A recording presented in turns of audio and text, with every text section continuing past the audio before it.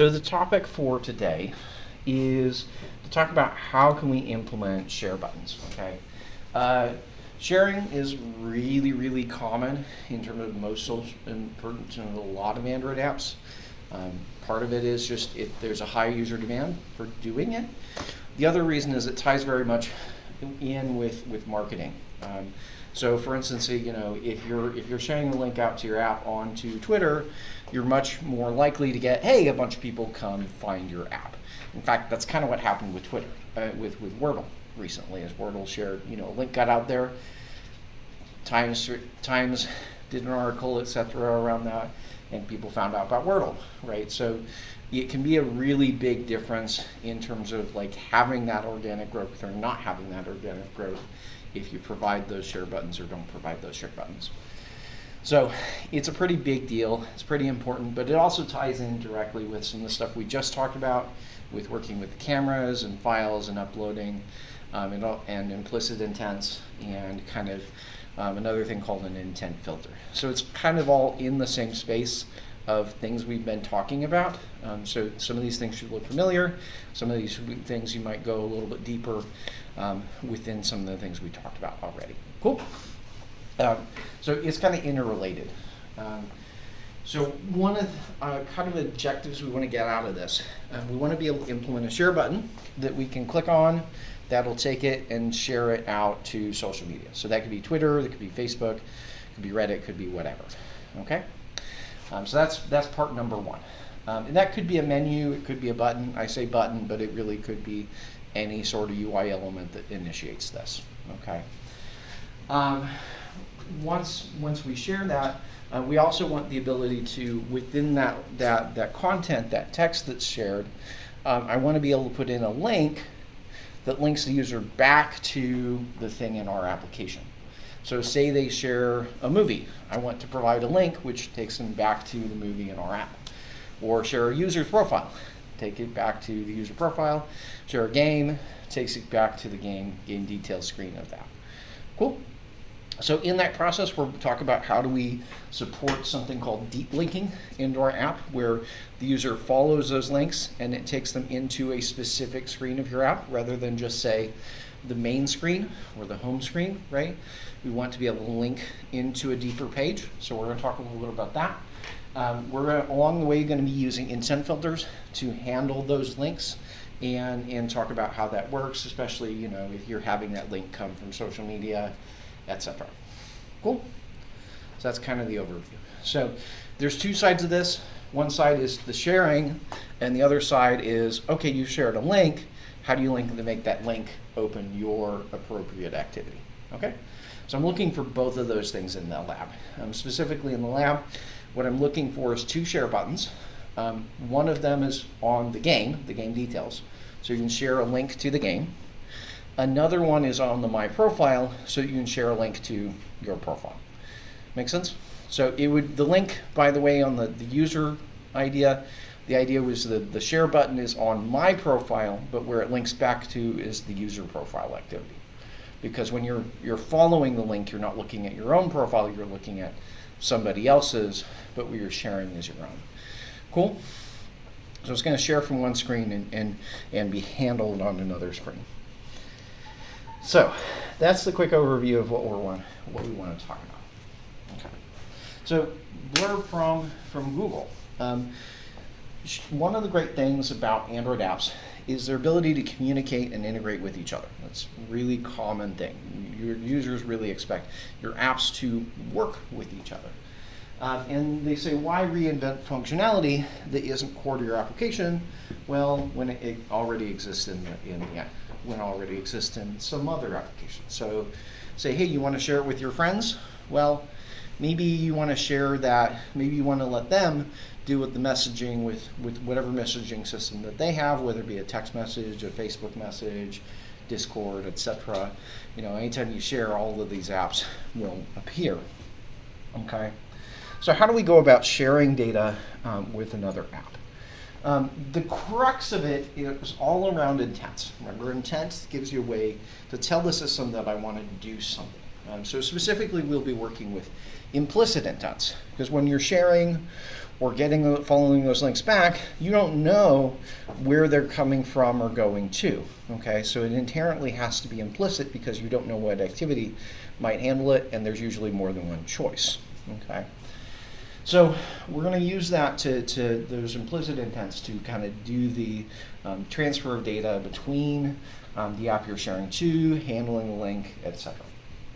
Okay, so Common UI, this is the kind of a relatively new addition to Android, but it's common to most Android apps, Android devices that are on the market now, is the share sheet. And you can see on the left here is an example of what that's going to look like. Let me zoom in just a bit. So when we share something, you may have seen this already, we have this kind of thing pops up from the bottom of the screen. Up at the top, you can see the link that they're sharing, as well as a quick preview with an icon and a title. Okay. Beneath that, then you have where you want to share it to. So on the bottom row, you can see different apps that I can share it to, such as Gmail, Messages, Drive, Voice, etc. And above that, I also have particular people I can share it to, which is a much newer addition to this share sheet. Okay, so not only can I directly send it to, say, my Messages app, I could directly send it to my wife or my friend or whatever. Cool. So that's kind of what the UI is that we're trying to prop up. So it's designed for sending content outside of our app to oftentimes to another user. So for example, we might share a URL is kind of the most common case is you want to share a URL, but it could also be just, hey, I snipped this piece of text and I want to send this quote. You see that on Medium, for instance, right? You might be able to share a snippet from an article or New York Times, etc. They strongly recommend using this Android share sheet over some of the older ways of doing this, namely doing through the content resolver is kind of the old way of doing this. This still kind of goes to the content resolver, but not exactly. And so other thing here they mention here is preferable that you do take this approach over trying to display your own list of share targets or creating your own version of a share sheet. There are some apps still on the Android store that create their own versions of this, but that's kind of an anti-pattern at this point. Okay, so we prefer to use this because it works much better with, hey, all of the other Android devices, Android apps that might be on there because it fairly represents them. It allows any app that wants to be a share target, they can provide its own share target. Anybody that wants to publish your contents can publish your contents. If you build your own thing, it may or may not work with some of the other Android devices, Android apps that are on your phone. Cool? So it allows us to share the information with whatever person or app we want to do. It's all in there in just one quick tap. And there's also this kind of consistent ranking. So it deals with figuring out what are the apps that the user uses most frequently, and so what are the apps that are they most likely to share with, and what are the contacts that they use most often. So also listing those. So you don't have to deal with, what's the frequency of the contacts or the apps. It already deals with figuring that out, which is great. So in terms of displaying the share sheet, regardless of what kind of data we're sharing, whether it be just text, a link, whether it be images or video or whatever, or video or audio or what else you want to share, a PDF, etc. It all starts with creating an intent with the action _send. Okay, so action _send is what we'll start by creating first. We'll create an intent with that action. From there, we add some additional data to it. So for instance, we'll oftentimes add text or UI, and we also need to specify what type of data we're showing, namely as a MIME type. So for instance, if I'm sharing plain text, it would be text plain. If I'm sharing a JPEG, it would be image/JPEG. So I need to specify what the data is that I'm sharing, as well as what type of data that is. And in general, Android uses this action send to send data from one app to another. The name's kind of interesting because I would expect today it'd be action share. Remember, Android's been around for almost 10 years now. So social media was not as popular as it was 10 years, as it is today 10 years ago. So the main way you would share data back then would be email, right? So send kind of makes more sense if you understand the first usage of this was to share data or write an email, right? That was the original purpose of this action, but now it does quite a bit more because we don't just communicate over email. So in order to display the share sheet specifically, we need to call intent create chooser. So create chooser will create an intent that shows the share sheet and then shares whatever data we provided as that action send. Okay, so we create an action send first. We create one intent, we wrap that in a chooser, and then we finally call start activity with that chooser. So that's kind of the overall process of how you initiate this. Okay. So what might this look with text? Text is really the most common one. And in fact, text is what I'm asking you to do for the lab. I'm asking you to share links, which are text. In fact, that text could be a mix of here's a quick blurb about the game, plus here's the link, or for, say, a user, it might be your display name, and then, or check out my profile, and then the link. It can be any sort of content, but it can include links. It often does include links. Okay. So if you're talking about web browsers, for instance, maybe you go to your web browser and you want to share the current page that you're on. So the way that we would initiate this process is first we're going to create this first intent. So we say new intent, action send, right? So this is step one, is I'm creating this first intent. I need to say what type of data I'm sharing. So I'm saying the MIME type of this is text plain. So I'm sharing plain text. And then I specify in an extra what is the actual text that I want to store. So intent extra text says this is my text to send, right? So it's share that text with whatever apps are available to listen to it. If I just called start activity with this first intent, it would go through what's called the content resolver. It would go to the Android system, and the Android system would say, hey, is there a default app for this intent? If there's a default app for an intent, it'll just automatically open that. If there's more than one and not a default, then it would prompt kind of an older sort of dialogue that just asks the user what it is. It won't show the share sheet if you go directly to start activity with this intent. So very clear with that? To show the share sheet, to make sure the share sheet gets shown, we have to do this second part, which is we call intent create chooser with the first intent and null. And that gives us a chooser back, which we can start activity with. So we're starting activity with this chooser, not with the original send intent. Cool? That's all you need. In terms of getting the share sheet to get up, is just those last 2 lines. In fact, you can do them as one line because we don't even need to save this to a variable. All the rest of the examples will do that as one line instead of 2 because we can just immediately pass the intent to start activity. Okay. So in some cases, let's say you're specifically trying to share this as an email. Email has additional fields that go with it, such as who are you sending it to, who is it coming from, what is the subject of that email. You can add those things. So for instance, you can add them as extras. So if I want to add like the email, CC, where it's going to, any CC or BCC, I can add those with those appropriate extras.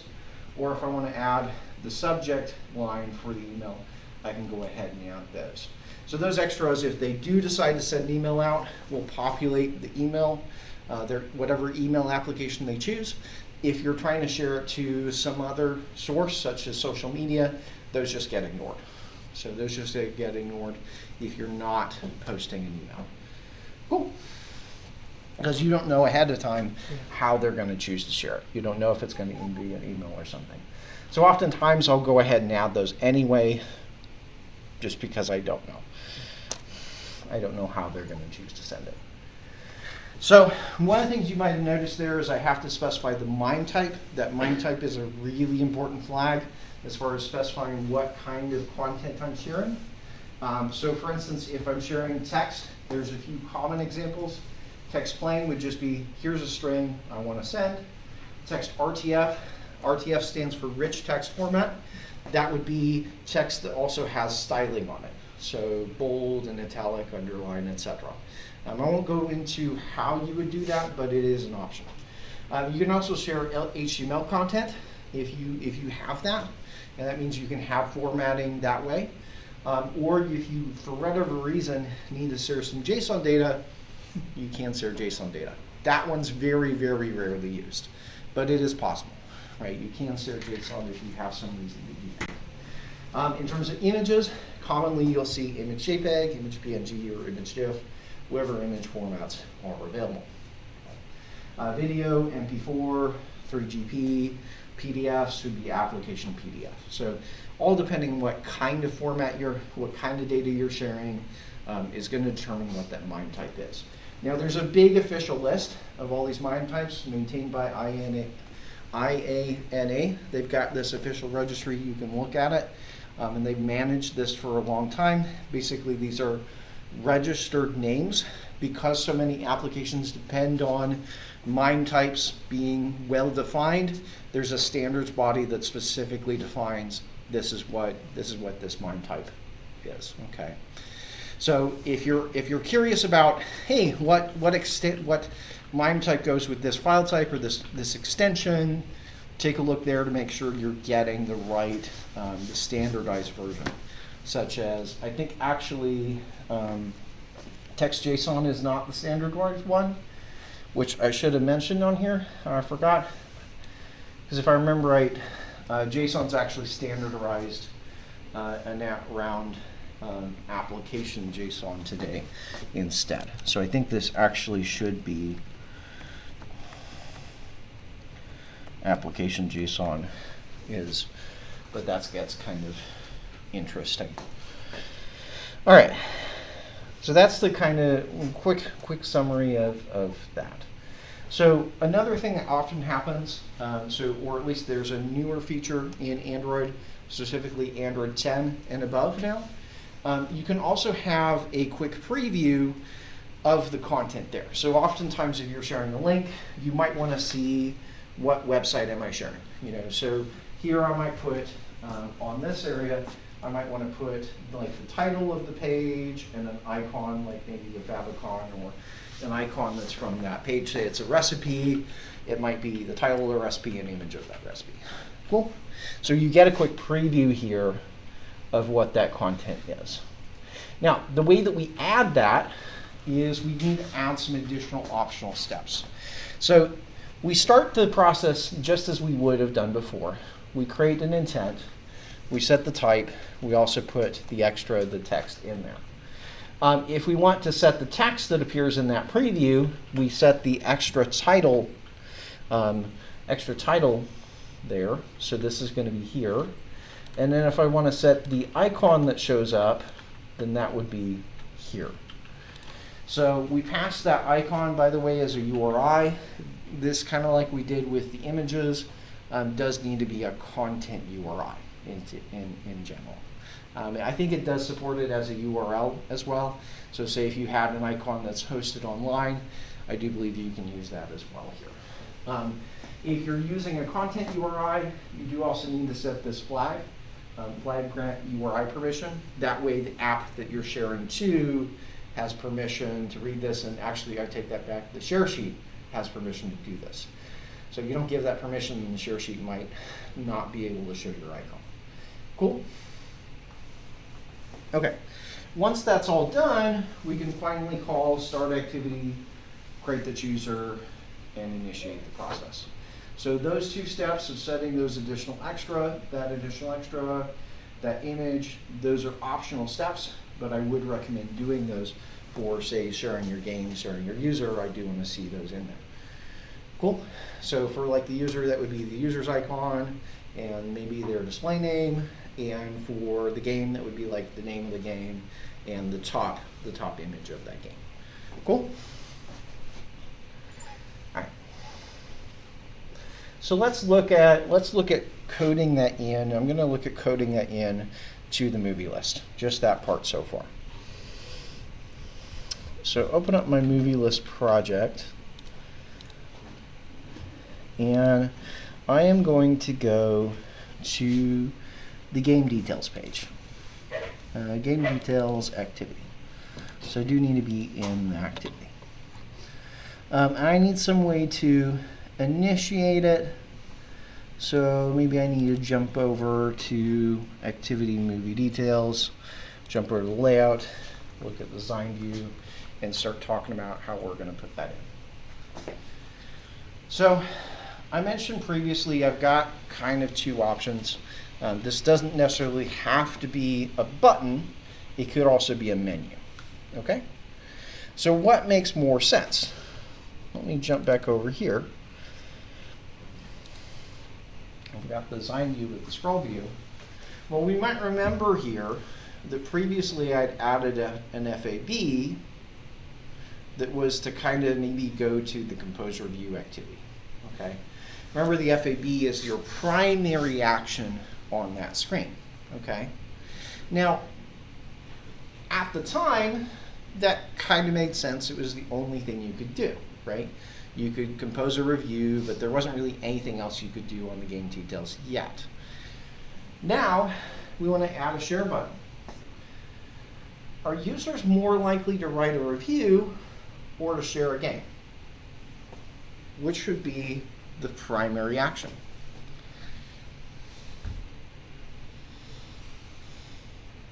I think you probably only write reviews for the games that you have experience in, and Yeah. whereas you may share potentially every game. Maybe. So there's a little bit of contention over which should be the FAB. Does that make sense? There's a little bit of contention over should that be the FAB now, or should something else be the floating action button?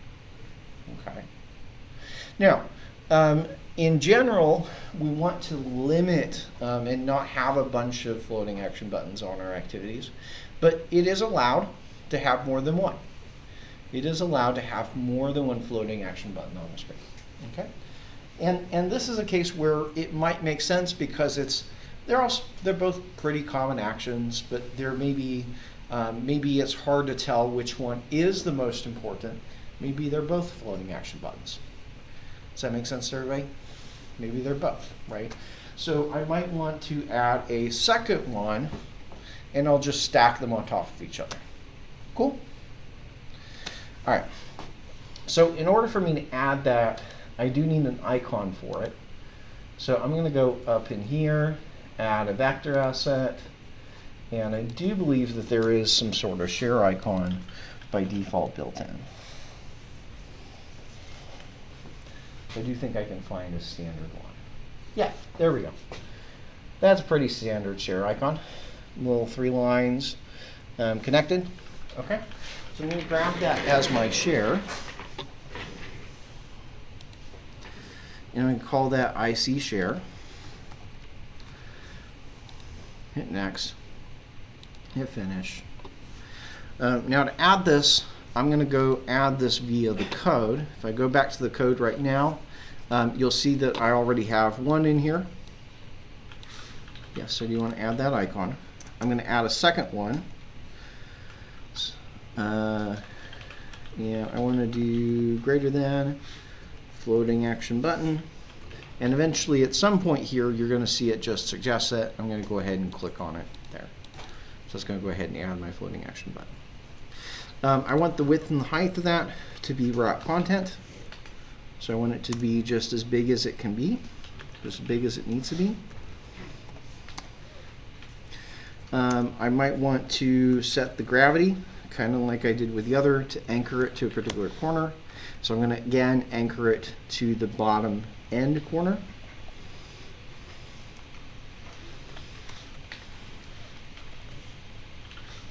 Which for us is going to be that bottom right. I need some margin on it as well, so I don't want it to be all the way to the edge. So I'm going to do 8 dp again, because that's what I did above. I want to have a content description on there. Content description is how the screen reader is going to read it.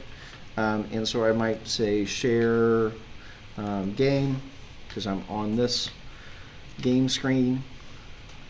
And the icon source, that's going to be IC share, which I just added, and then I'll close out that tag. Cool. Okay. Now, right now, both of those buttons are appearing kind of on top of each other, right? I can only see one or the other. And in fact, the only one I'm seeing is the second one, right? So this is in a frame layout. Things are stacked from basically from back to front, right? So if I were to quickly kind of do this, I'm going to undo this here in a second. But if I quickly move this up before, right? And so the share is listed first, and then the compose, well, then the only one you see is the compose, because it's the second one that appears on top of the other one. So what I'd like to do is I'd like to actually have them positioned in a way that they don't cover each other. How can I do that? Remember, I'm not in a constraint layout. I could use a constraint layout here, but I'm not currently in one. So what else could I do?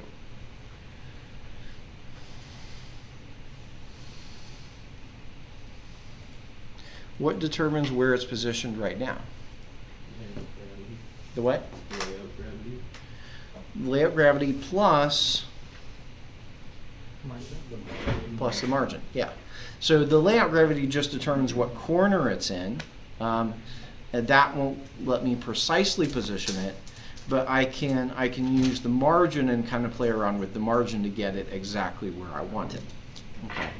So let's say what I want the share game button to be at the bottom, and I want the other one, the composer view, to be above it. Okay. So what I effectively need to do is change the margin on the composer view, margin, maybe margin bottom, and push it up. So say let's, kind of thinking about and calculating what we have. We have 8 margin, and then about 50 dp of height for the button, and then I want another 8 margin above that. So it's 8 plus 50 plus 8, which ends up being about 66, if I've got my numbers right. So I need 66 dp of bottom margin to push it up. Now, I think it's not pushing up because I've set the margin on all sides right now. So I need to kind of specify which sides that margin applies to. So I'll say 8 dp 8 dp end, and 66 dp on the bottom. So that's going to push the button up. So we kind of have them stack on top of each other, which you can see in the preview on the right.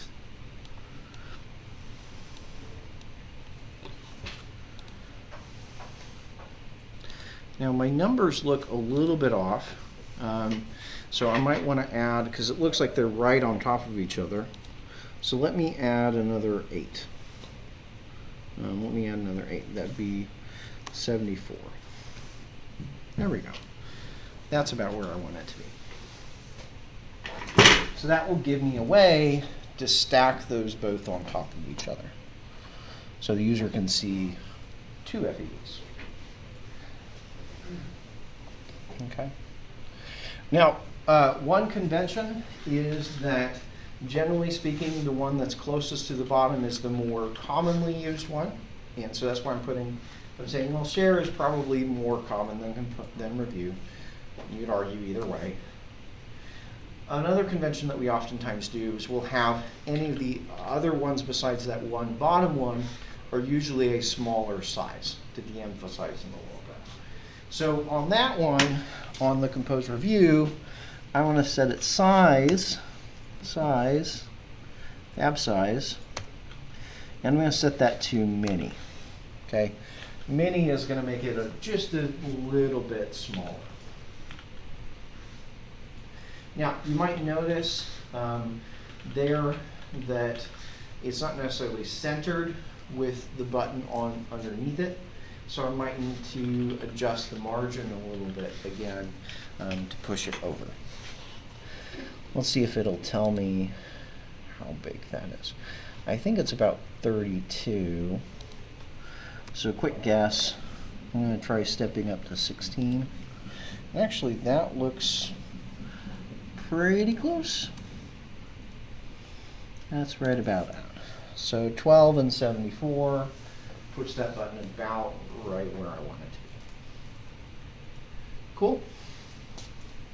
So that's how I can quickly arrange two FABs in there. Again, we could do this with a constraint layout if we wanted to go all the way to there, but because I've got kind of a constraint layout internally, I'm kind of limiting it here. Plus, to just show you some other tricks, right? Here's some other ways that you can get the same behavior.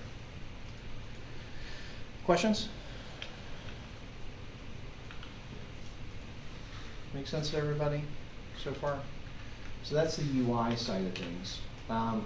One of the things I forgot to do is, remember, everything needs a unique ID. So I do need to give an ID to the review button, or the share button. Android ID, that's going to be share game button.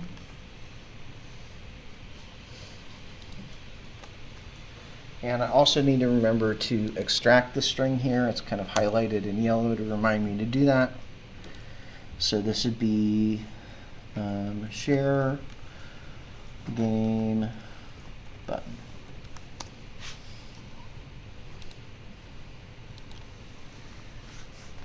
Or I could have just called it share game.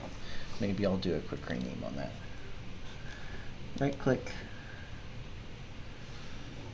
refactor, rename, share game. Okay, so that's set up. So back to the implementing the actual logic. Now that I've got the layout sorted out, I want to go back to movie details activity. I want to scroll down towards the bottom. And I have kind of a listener already in here for the compose review button. Oh, I need to add a find view of ID at the top. So we need a reference to it. So let's see. I have a reference to it up here, that private variable. So private floating action button, share game button. I'll get that down with everything here where I'm finding the views. So find view by ID, r.id, share game button.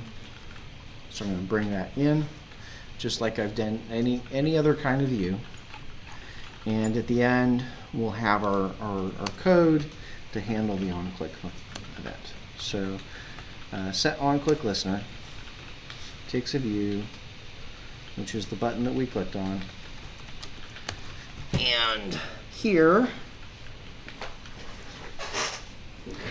I might say, just for logging purposes, I might say share game clicked.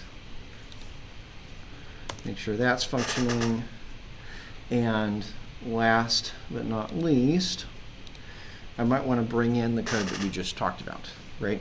So first step for sharing is I need to create that intent. Maybe call it send intent. That's going to be new intent dot action send. Okay, so you create the intent. Remember that we need to specify what type of data we're sharing.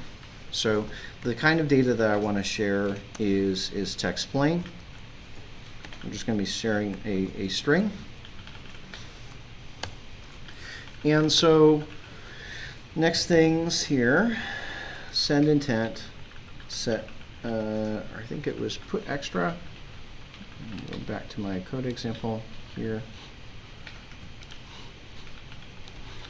toss that on the other screen. Yep, put extra.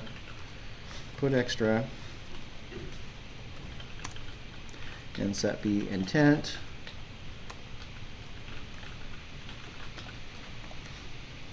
Dot extra underscore text.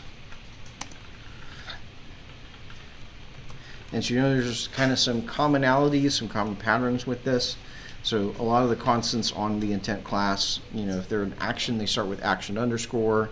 If they're an extra, they start with action extra underscore. So you kind of know what strings you're dealing with, and it makes it easier to find them. So in here, what might I want to share as the text that I'm sharing? What might be? This would be like in the message of whatever Right. we're sharing it to, right? It'd be the message that we're sharing. Okay. Right? So whatever, if I'm sharing this movie with somebody or sharing this game with somebody, what would I want it to say? Yes? Maybe we could just put in the movie description? Movie description? A movie description would probably be pretty long, right? I could do that, but the description might be a little bit longer than what I want to share. Think, you know, hey, I want to share it to Twitter. Twitter's limit traditionally has been like 140 characters-ish. So there's a limit to how much text I can share. Description might well put me over that. Yeah. You'd say maybe like the title and maybe the release year or something like that? Yeah, title, maybe release year, those would be all good things to share. Okay. Now, do I have access to that information? How can I get that information? Just target the views that are already in the activity. Target the views that are already in the activity? What if my views don't contain that content? Sucks, I guess. I mean, where else could we get that data? Well, Should I make another request to the database? Probably not, right? That'd be pretty wasteful. So what else could I do? Could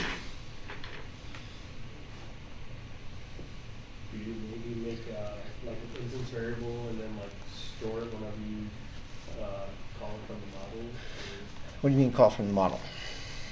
Because so let's see, we're already using the model to like get the game, so like maybe Yes. instance variable and then just store Right. that. So we have an observer, right, that is listening for the movie or the game, right, is listening for those details, and that's where we update the UI, right?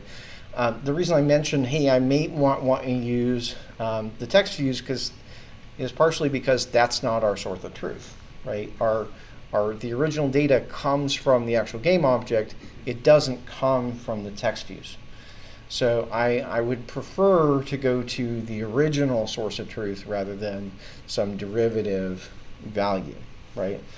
One thing I could do, I could go to the model and ask for it at that point, right?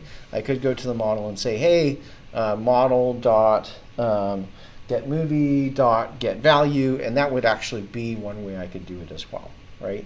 I could actually just ask for what's the current value in that live data. That's perfectly valid, right? Or we can add an instance variable. Either of those are kind of acceptable ways to solve the problem. Cool? So let's say we go that route of having another instance variable. Okay, if I'm adding an instance variable, that's probably going to go into the state area. And I might want to say here, like private movie, maybe just add an instance variable here. I'm going to put it right next to the movie ID because it kind of goes together, right? The movie ID and the movie object. So I'm going to add that in. And so when I go into my observer, I just need to say, hey, when we get new movie data, let's just save it. Movie equals movie. Does that work? So you Yes. want to put it in the else case, right? Because if it's null, it would, or does that matter? But I want it to happen in both cases, right? Okay. Whether it's null or not null, I need to update it because if I'm referring to null, okay, now the movie doesn't exist, right? I do need to update that variable, otherwise that variable will refer to a different movie than what the users were viewing, right? So I need to update that in both cases. Does anybody see the problem? I've got an instance variable called movie. I've got a local variable called movie. So this code's not going to work because I haven't told it, right? If I don't tell it instance variable versus local variable, which does it use normally? Instance. Uses what? It would use a local variable, right? It's always the local. We just set It's it to always, always, always, always, always the local. Okay. What do we call that? So Call that shadowing. The local variable shadows the instance variable. Okay. So anytime you got two variables with the same name, you're talking about the local variable. Okay. I need to disambiguate and tell it if I want to use the instance variable. The local variable is the one we get by default. The instance variable one is one I have to specify. So in here, I need to say this dot movie, right? So movie on the right is assigned and equal to, I save that into the instance variable, and that's just how I have to solve that disambiguation part. Cool?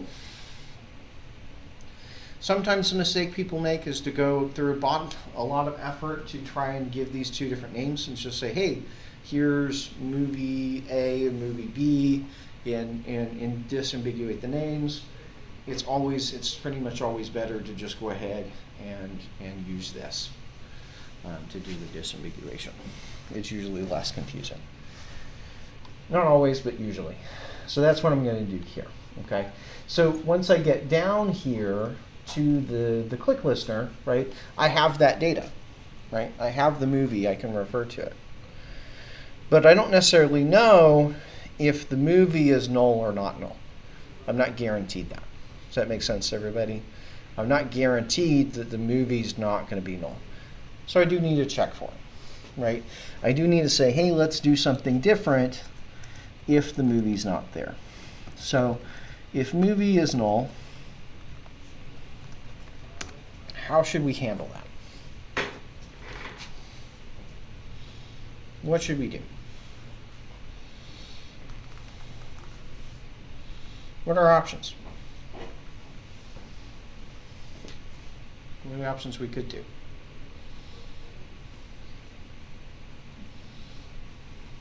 Log. I could log.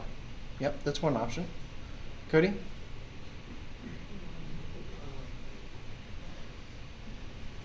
like set like text to show up saying that the game isn't found.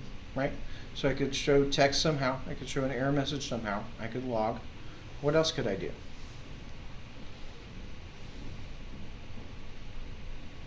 Brandon?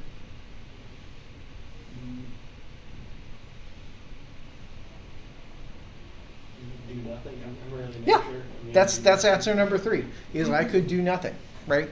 Which that's a third option. The fourth option is crash. Which the crash option that's the option if I do nothing, right? If I do nothing, if I don't write an if statement here, if I don't check that it's null, the answer is it crashes. Okay, so that's obviously option number 4 for crashing is the one I don't want to happen, right? I don't want it ever to crash. Okay.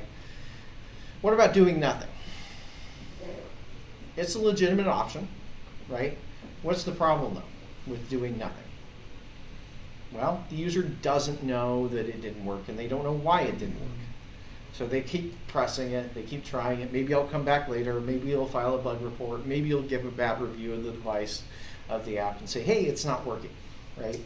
So I would prefer, generally speaking, not to take that option either. I generally would prefer to avoid it crashing, and I'd prefer to do nothing because doing nothing is just as bad as crashing. It's like maybe just showing a snack bar or something. Yeah. So snack bar is usually the safest assumption. I just say, hey, let's show a snack bar. I don't have to change the layout or anything. I just say, here's a message to say, this is why it isn't working, right? So I would say here, let's make a snack bar. Show this, and I'm going to say the view. I'll just use view. And the message might be something like, no movie selected. Or no movie found, or whatever, right? No movie found. And the next argument, I need to pass in the length for that snack bar. So let's say it's short, and then let's show the snack bar. Okay. So that's a good option. Okay. I could also log it. I could log it and show the message, but I don't want to just log, because just logging would mean, hey, something happens from the developer's perspective, but nothing happens from the user's perspective. Make sense? So remember, snack bars for the user, logging is for you, right? Logging is for you. Okay. Let's say I do add a log in here. Okay, so that's only for the developer, it's not for the user. So I can't just do a log. But would a log be helpful? I would argue probably not. Probably not. Because first of all, this is a relatively unlikely case to occur. I should have other things that indicate it, and I've already got a snack bar. The developer's going to see the snack bar as well. So I really, from a developer standpoint, I don't really need a log here, because I kind of already I should have that information some other form. Make sense? So I'm not gonna put a log in here because we kind of already have that information. Ideally, right? There should already be cleared out. There should already be some error message on the screen that tells us. So the rest of the logic would go into the else of that. I would say if there's no movie, then we do one thing. If there is a movie, then we can proceed with the share. Okay? So in terms of what we want to share, I need some sort of message. So maybe I'm going to save that to a string. Message. Okay, and I think what we said was we wanted the name of the movie plus its year, right? Name of the movie plus its year. Okay. So let's say I do that. So movie dot name plus maybe I put a space and a parenthesis plus movie dot release year plus closing curly brace. Closing brace. Okay, right?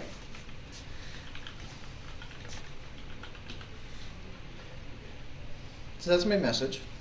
I'm just going to say, hey, let's share the name of the movie and its release year. I'm going to drop that message into here. And then what I want to do is use that to start the share sheet. So start activity, intent dot get chooser, or create chooser rather, send intent. And I might mention quickly, you'll notice that there's a second argument to that. That second argument, as you can see, is the title. So I might want to say that is like share game is maybe the title here.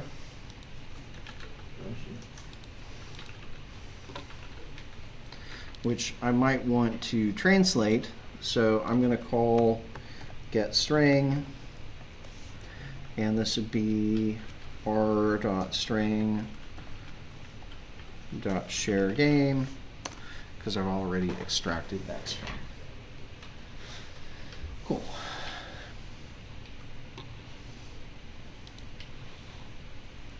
Let's give that a quick spin.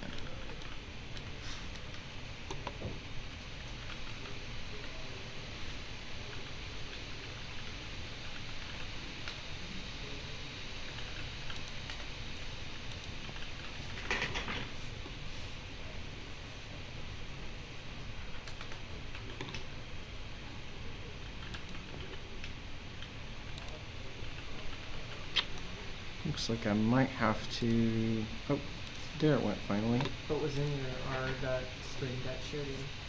It's just share game. Oh, okay. It's the same string that I used for the fab. Oh, this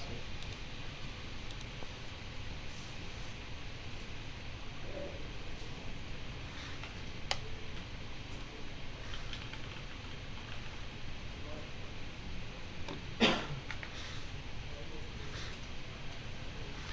Okay. Looks like I'm gonna need to wipe the emulator and start fresh there. So, wipe the data. Yep. Run it again.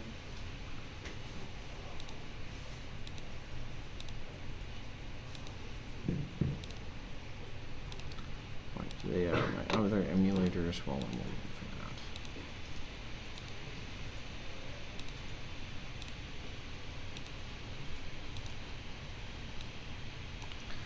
So give that a second to do that.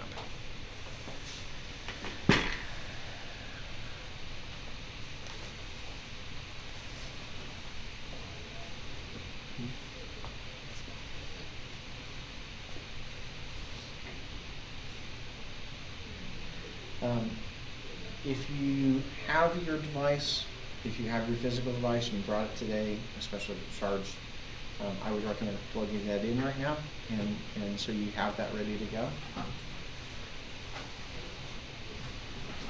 That's going to give you some more options of where you can share it to, right? So if you've already got, say, Twitter installed on that app on your device, then Twitter is going to be an option there. That's up front.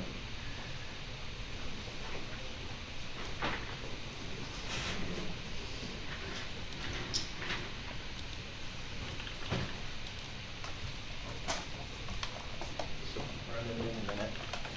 I'll be doing that.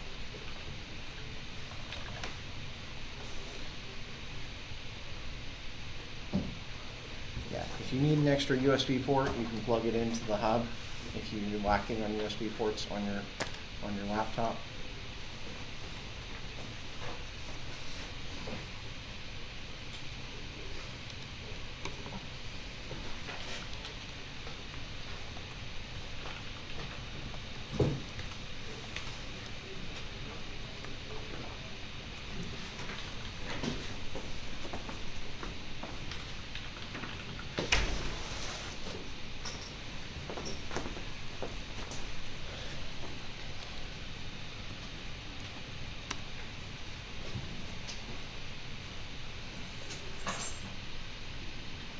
Okay, so let's say I go to this movie.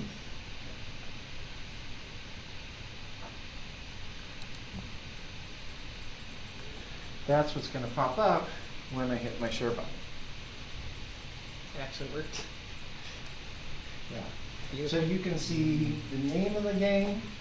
I can see the release year. I've got a few options. I could hit the copy button here if I just wanted to copy that text to my clipboard and then manage it differently. If you've got your friend's device is nearby, you can actually share it with NFC there. Or I could pop it into Messages, Gmail, Bluetooth, Drive, etc., whatever other apps I have installed. Okay, so you should see that. Now, one thing to watch out for, what happens if I go to one of these other ones? So remember I hooked up one here. This movie in particular, this entry, doesn't have a name and it doesn't have a release year.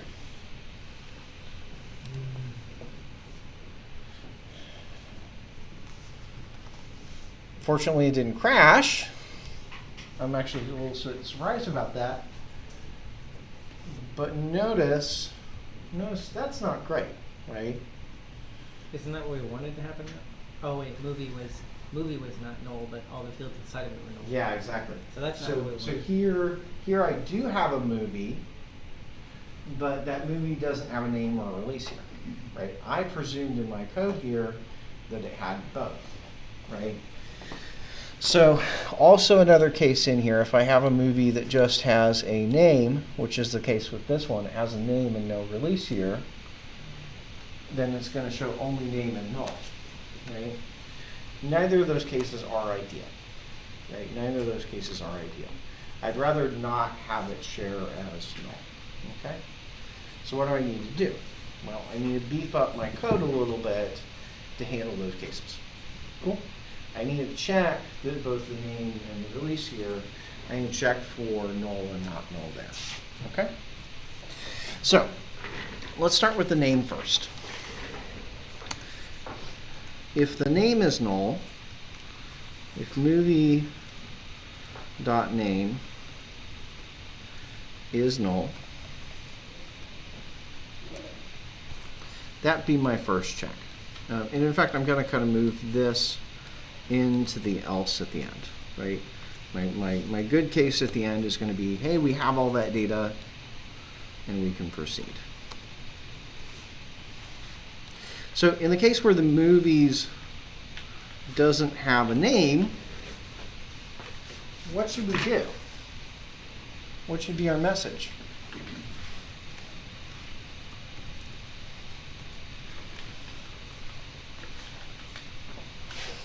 Thoughts? I could say name's missing. I could put some sort of placeholder in there. But if a movie doesn't have a name, I don't really want my users to share it, right? If it doesn't have a name, there's really almost no point in having my users share that movie. So what I'd really rather prefer is, in that case, I just want to say, hey, you can't share it, okay? I want to show a snack bar instead, right? So I'd actually put that up into further up here. I'd say, hey, kind of like I did with this case, I want it to show some sort of error message. But I want the error message to be different, right? I don't want it to say no movie found or movie not found, because that is a different case, right? So I might add another one. I might say else if, so I say do this if the movie's null, do this if the movie name is null. And so I might say movie does not have a name. I'm going to maybe change this real quick. Say movie not found. All right, so I've got one error message if movie is null. I've got a different error message if the name is null. Because both of those cases, it's like, well, I don't really have anything meaningful to share. Cool? Did that track with everybody?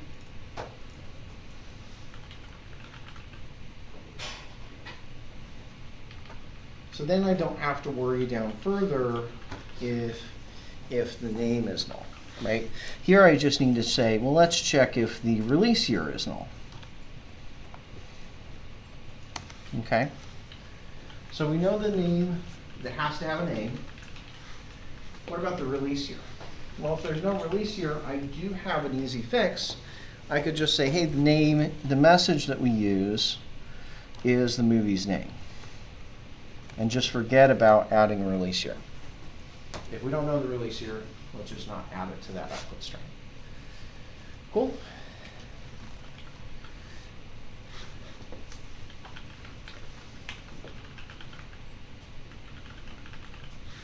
So you have to be a little bit defensive. You have to do a little bit of coding around the idea of like, well, what are the things that could go wrong, right? Especially because we're dealing with a NoSQL database, this stuff is coming from somewhere else.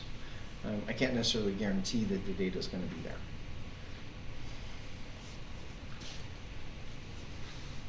Questions? Everybody got that part so far? All right, let's try it again. Let's try it with the two movies that we had tried before. The one that doesn't have a name or year, and the other one that just has a name. So if I try this one, it's going to say movie does not have a name. All good. If I try the other one,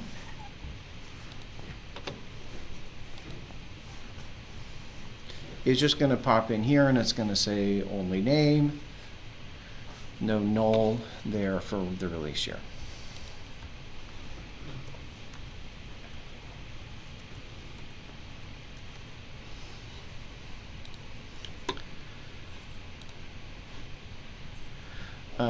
So one thing to keep in mind, I'm going to fix something on my back end here. Match / use, fix that error that's happening.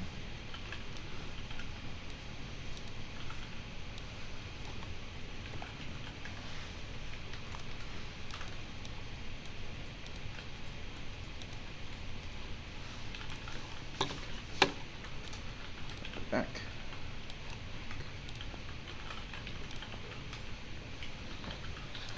So talking about this again,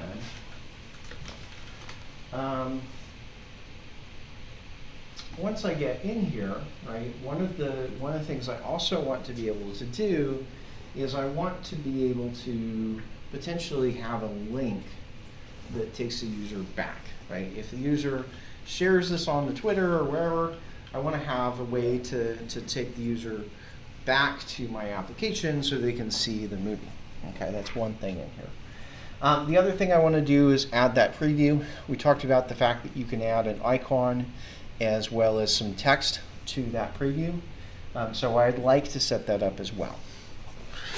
Okay, so both of those things I would like to do. Where did my notes go? There. Now, if you try on your device, try one of the apps that you have pre-installed. I'm going to try Gmail here real quick and see if I can get it. Oh, I can't do Gmail because of that. Can I do a message?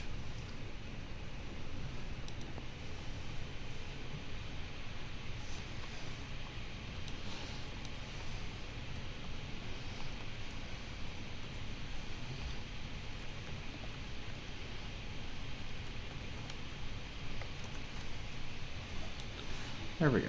Yeah. So if I type in an email address there, it will populate the message here. Okay. So that's what we're getting. That's what we're getting there. You can really send text messages to email addresses. Yeah. Yeah, you can initiate emails from the Messages app. You can send emails to, well, like you send an email to someone as a text message. Yeah, there's some service providers that will, like I think Verizon has if you've got a phone number with them, there's also an associated email with that. So you can send it back and forth, like you can send an email, and it'll be interpreted as a text message, or you can send a text message and it'll be interpreted as an email. It's like the phone number at AT&T.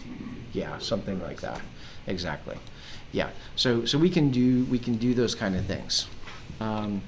So one thing. So let me do I think the next thing I want to do is add that preview content. So remember the preview content. I'm going to set that as an extra.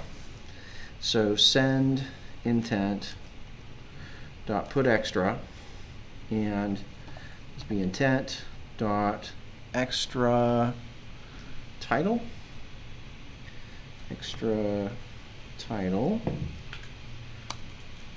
and so the title of that would be like the movie's name.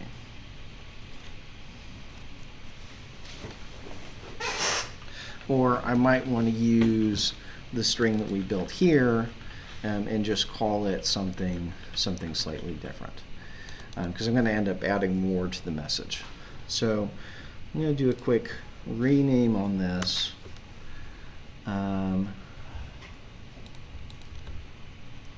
Right click, refactor, rename, and we'll call this the movie name, because I'm going to end up adding some more to the message.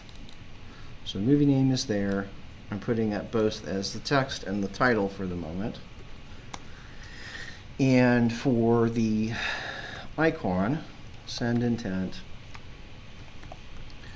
dot put extra intent put extra intent. Oh no, that's data. So dot put extra. I keep doing the same thing. Set data. Set data is the thing I want to set. Set data.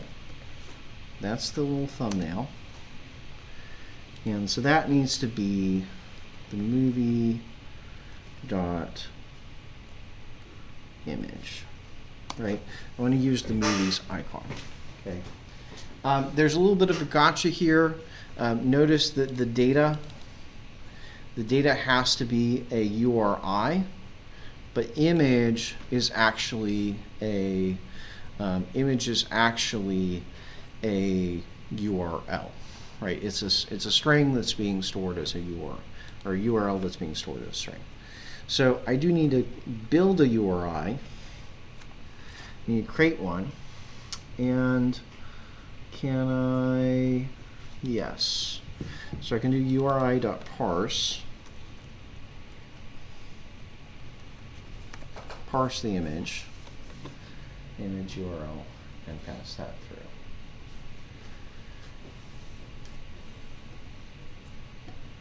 Oh, calling set data after calling set type will clear the type.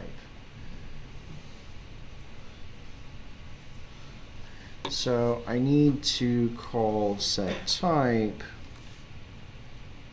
later. That's something I was not aware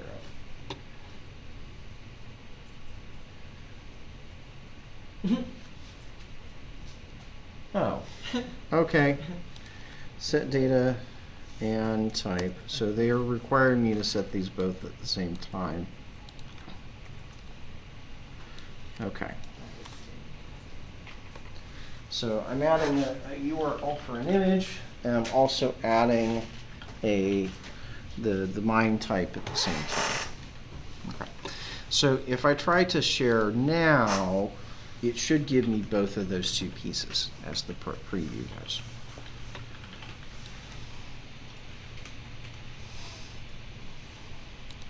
So go to share this image, this one, go here. No apps can perform. No apps can perform this up. Did I miss something from the code example? Share sheet with the preview.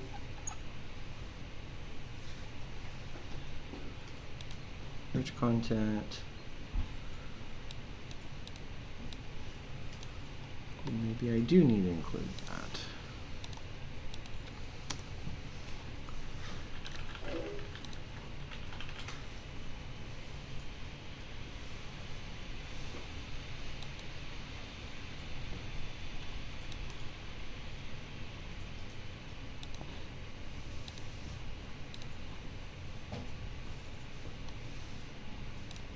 Boop, boop.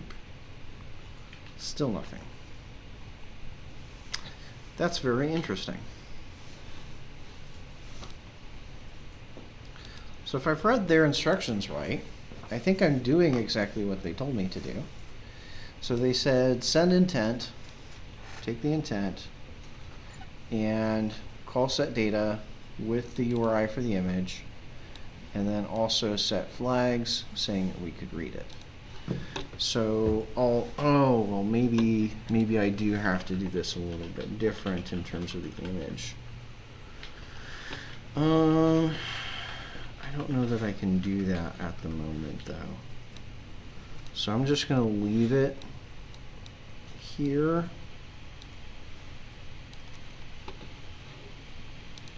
And investigate that later.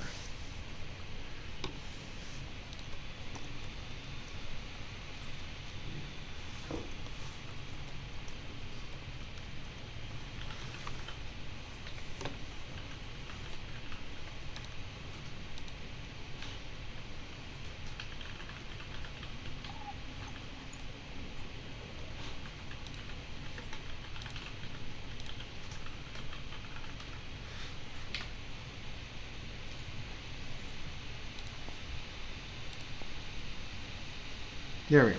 Okay. So here's that preview, right? So this would be the preview of kind of where is it going to go. So oftentimes this occurs with, like, if you're sharing a link, then I want to preview kind of the page that's going to. Okay. So we got the text up here. We got the preview if you want to include that. No icon at the moment. What I also want to include is include maybe a little bit of text with that message, as well as maybe a URL that points to the movie. So string message, and you build that out. So what I might want to do is kind of give it as sort of a message is, hey, I'm sharing this. Remember, you're sharing this likely with a friend. You might want to add some content there, like, hey, check this out, or I like this movie, it's upcoming, etc. So I might say, hey, check this out, or I like this, or somebody shared it with you.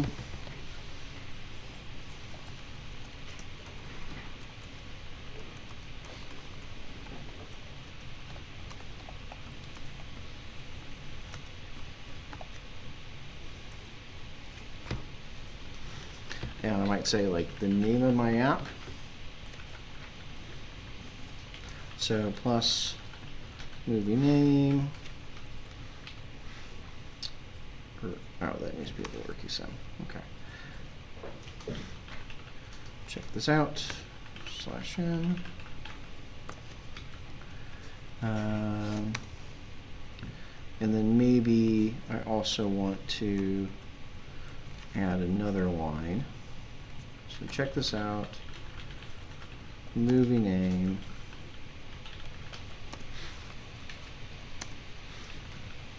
/n. And I might want to include a link to it. So that might be something like HTTPS : well, what's the name of our application, right? I might need to have, oftentimes when we share these links, we might want them to point to, say, a web page, right? So I might want to say something like, mymovielist.com or something of that sort. And then I might have in there, I might say /movie/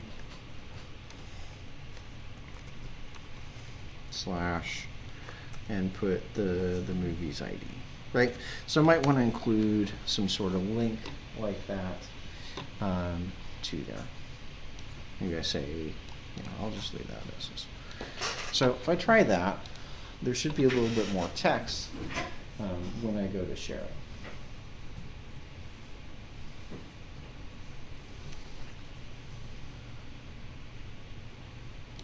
You haven't done anything with message yet. Oh, yep, I forgot to. I need to put that in as the text.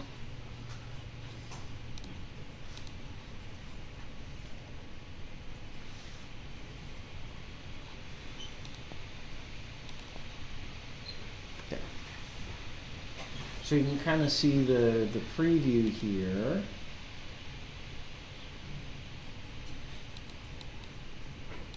Oh, no recommended people share. I don't know why it didn't scroll all the way down for me.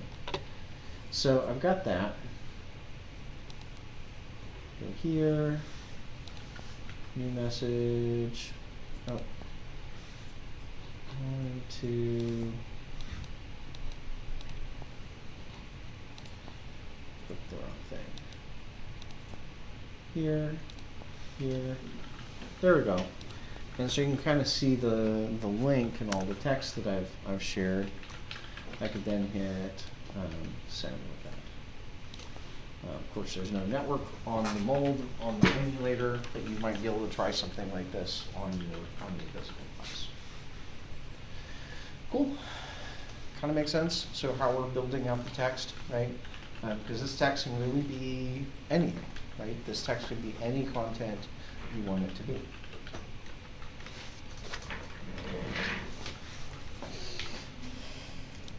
But you kind of see the distinction between when I share there's the text that's going to be shared, and there's the sort of preview.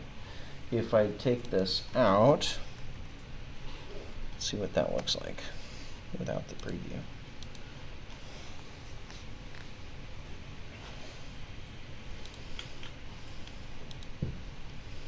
It might not make a whole bunch of difference.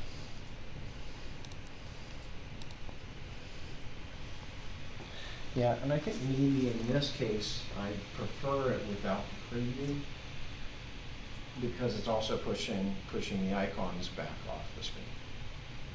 Cool, but you can't add that. All right.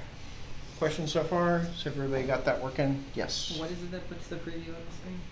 It's the put extra for the intent, and we're also doing the set data for the icon. Okay. I think if I put that back in, what I had tried to do, but wasn't working, I had said set data and URI dot parse, and I'd used the movie.image there, but that was not working as intended as soon as I added the image in. Okay. But I think that with the preview being so big, I'd kind of like to just have that space be for the image or for the text. Okay. So that's part one of it, is how do I share that data. I'm going to check in with everybody to just see that everybody's at that same point where you're getting this.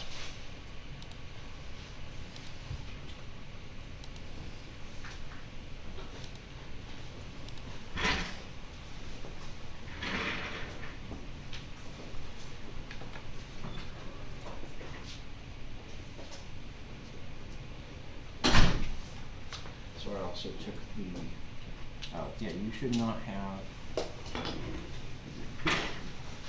Oh, you're using a string builder, that's fine.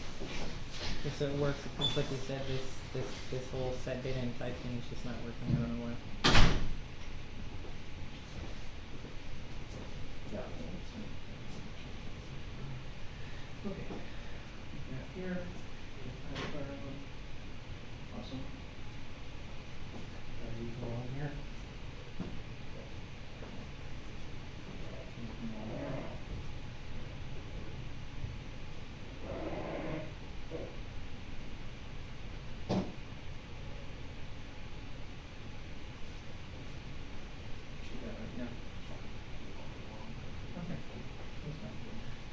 Make sure you're taking notes. So, are you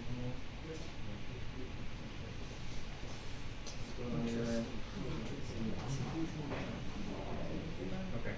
Can I have you at least have your attention so you're paying attention and taking notes, even if you're not coding along?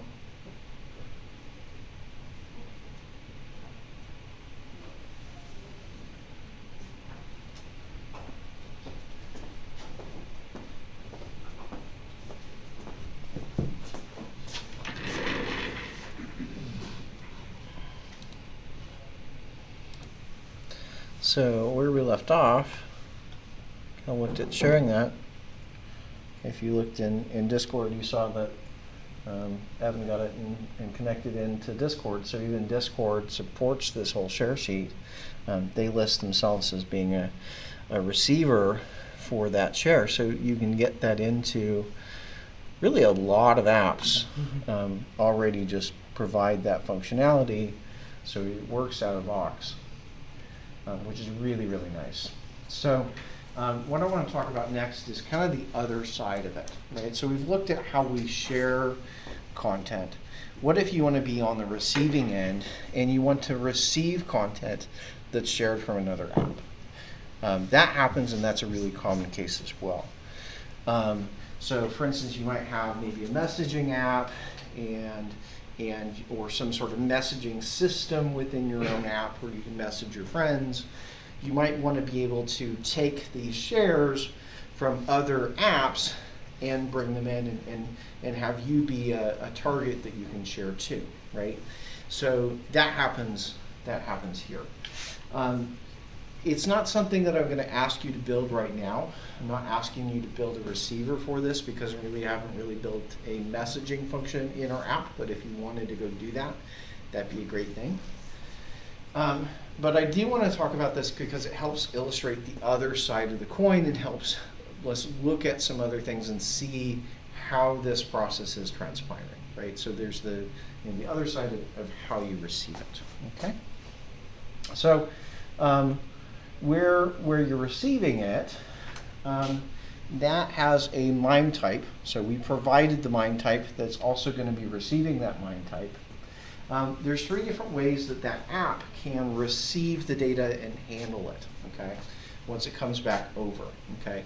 You can either use an activity, you can create an activity with a matching intent filter, and you define that intent filter in the manifest. You say, hey, this activity can receive these shares, and so that might be like your send message activity can receive this shared content or other places. Another way you can set this up is something newer called a chooser target. Chooser targets are provided by a chooser service. Those chooser targets typically represent your contacts or your friends, right? The people that you have friended or recently messaged in your app. So you can expose those chooser targets as other options. That would be that middle line of contacts you want to talk about. And then finally, the third way you can do it now today is through sharing shortcuts. Sharing shortcuts are a new system that was introduced in Android 10 and actually replaces the chooser target system, okay? So prior to 10, it's chooser targets. After that, it's sharing targets, sharing shortcuts.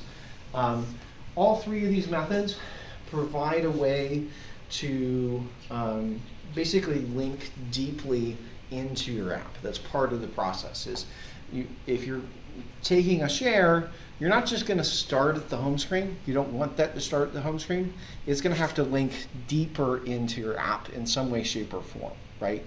Whether it's because you're sharing it with the first method, it's just an intent filter, or because you're sharing it with the chooser target to a specific content.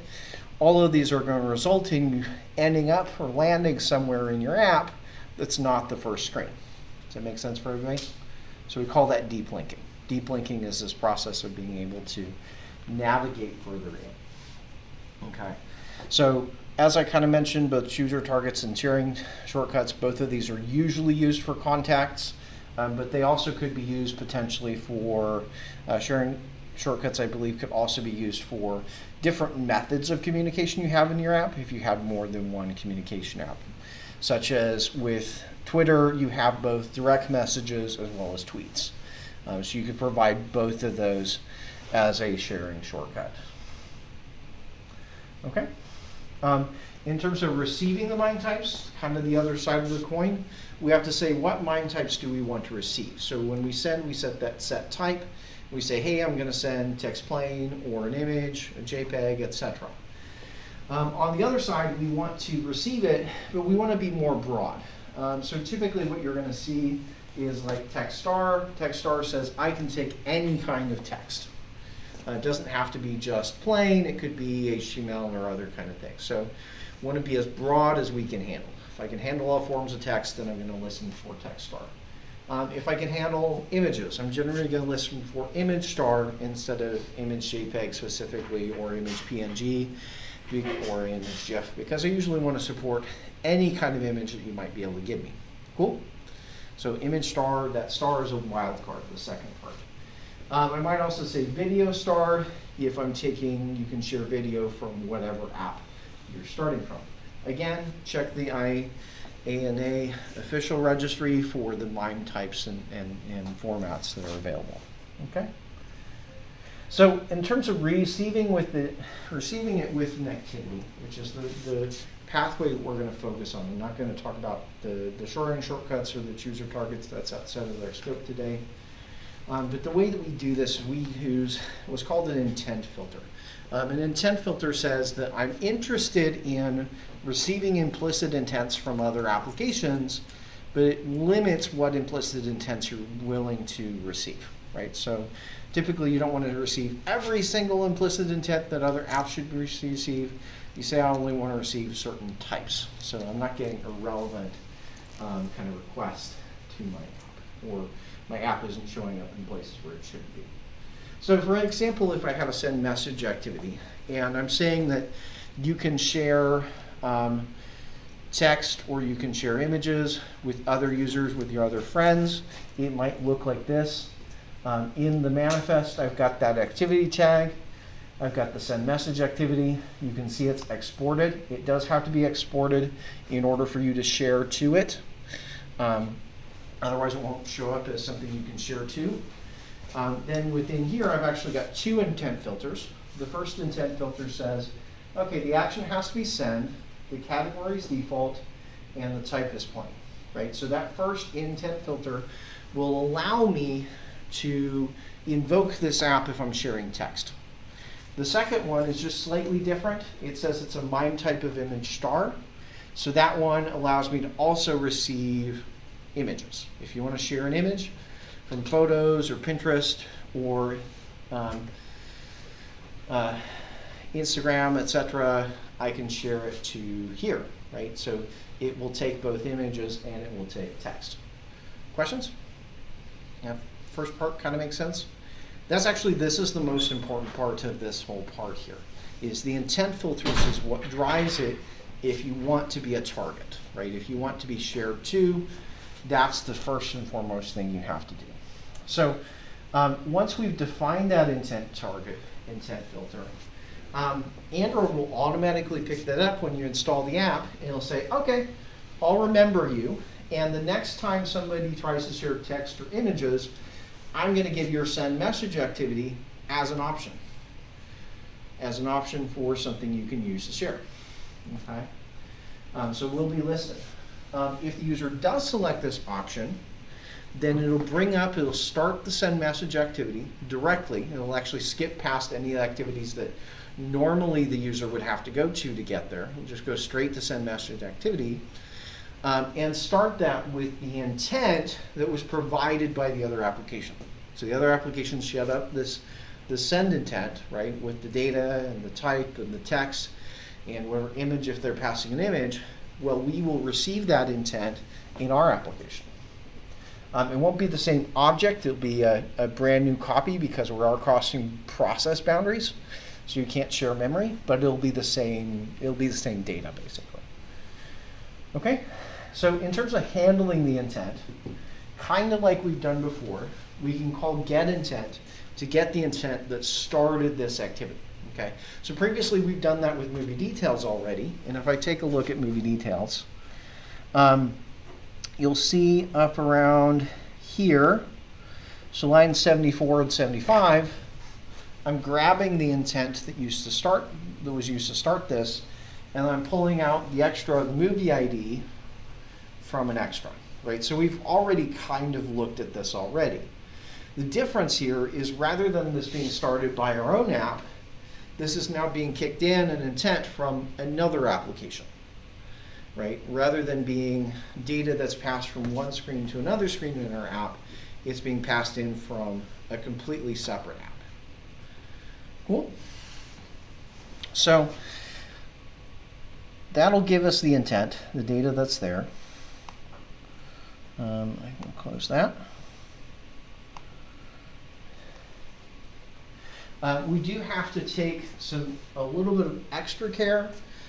So keeping in mind that activity is started by another app and can be now both the movie details or the game details is now going to be accessible from both my app, if I'm picking it from the list, or it may be accessible from, say, another app, right? Send message activity. It may be accessible from somewhere else.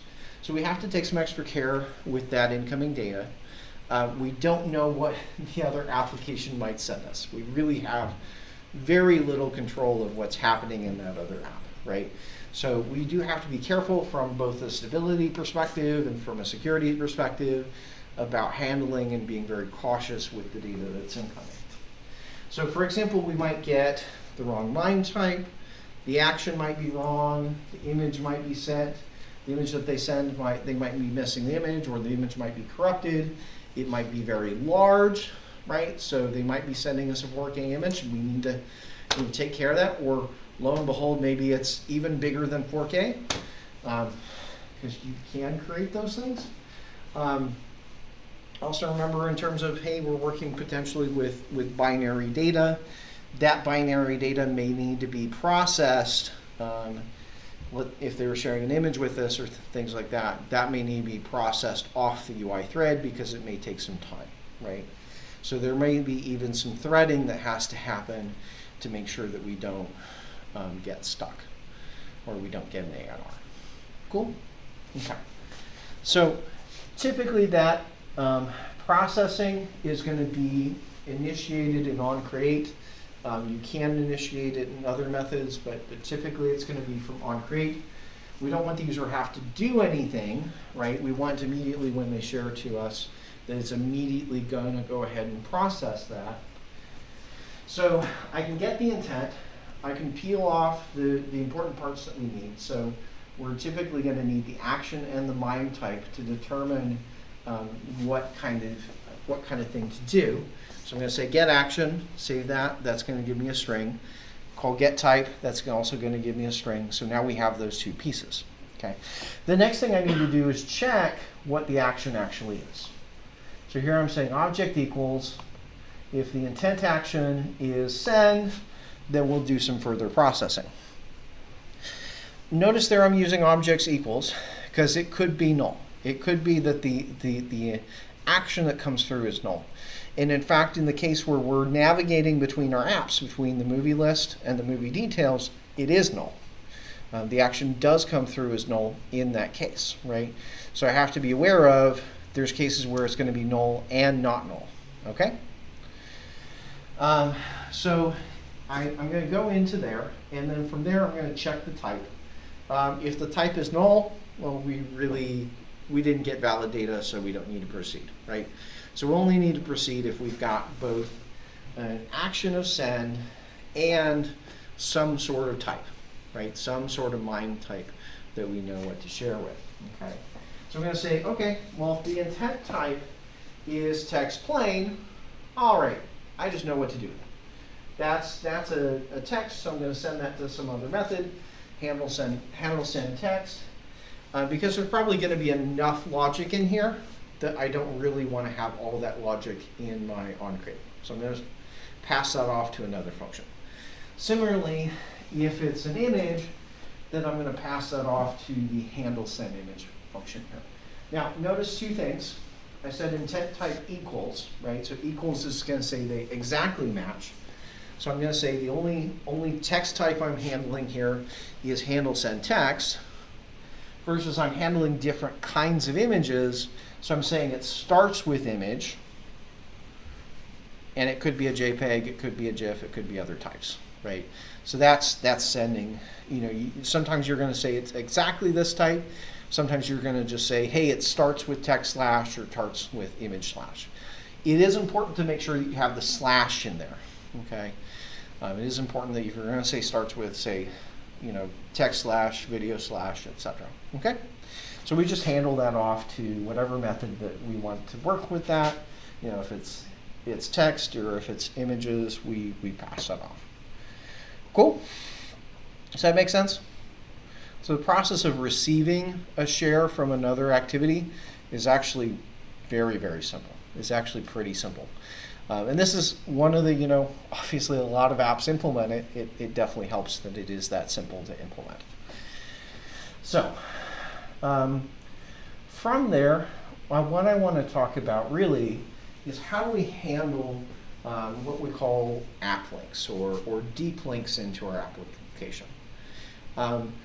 This is actually has a lot in common with how we receive shared content. So, and has in common a few things that we've talked about so far. So that's part of where I want to talk about that first before I talk about how do we do this. So the idea is going to be that when we share this link, right, so I've built up a link, I'm going to share that to Discord or Twitter or wherever. I want that link to be able to come back to my application. right? I want to link back to the movie details or the game details or the user profile or whatever it may be. I want it to link back to somewhere in my app. Okay? I'm going to go pull up this article because they actually do a really, really good job of explaining it in the article. So users following links on devices have one goal in mind. To get the content that they want to see.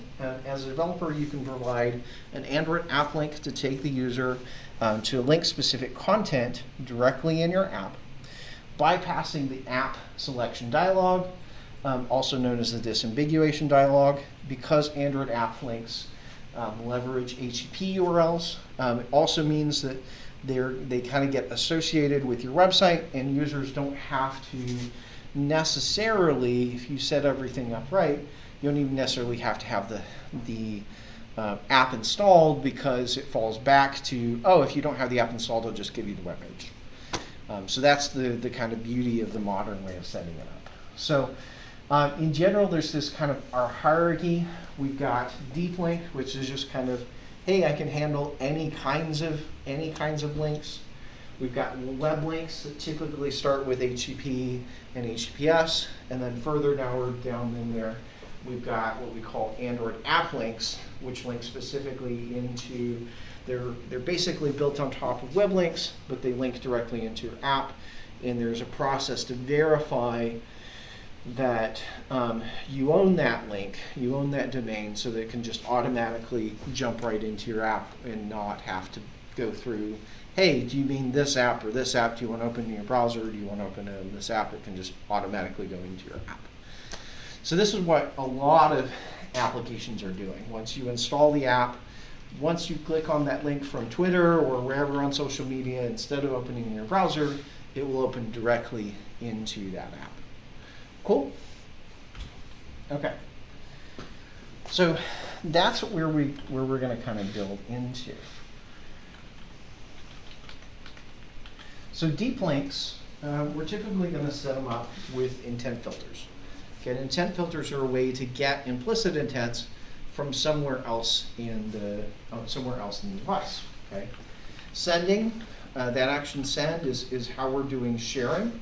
But when we're talking about following a link, the action there, the primary action when you're following links, is actually view. So Android intent action view means that you're opening some sort of content, whether it be a file, whether it be a GPS location that's on, to open up the map, which is the case here, or whether it be a web URL, etc. Right? So view says that we're interested in when the user wants to view data. In there, we're also specifying a pair of categories, default and browsable. And default says, hey, I want to be considered as possibly being the default action when this occurs, or I want to be fired potentially when you click on a link from some other application. And browsable says, hey, I want to be considered if you click on a link from the browser. Okay, so like if you have this link I posted on Twitter, that would come in as category default. But if I posted it on the web, and maybe you're using the web client for Twitter, then it would go through browsable. Okay, if you're on a blog or something like that, it would go through browsable. So we want to specify both of those things, because sometimes it will be default and sometimes it will be browsable, depending on if it's the browser or some other app.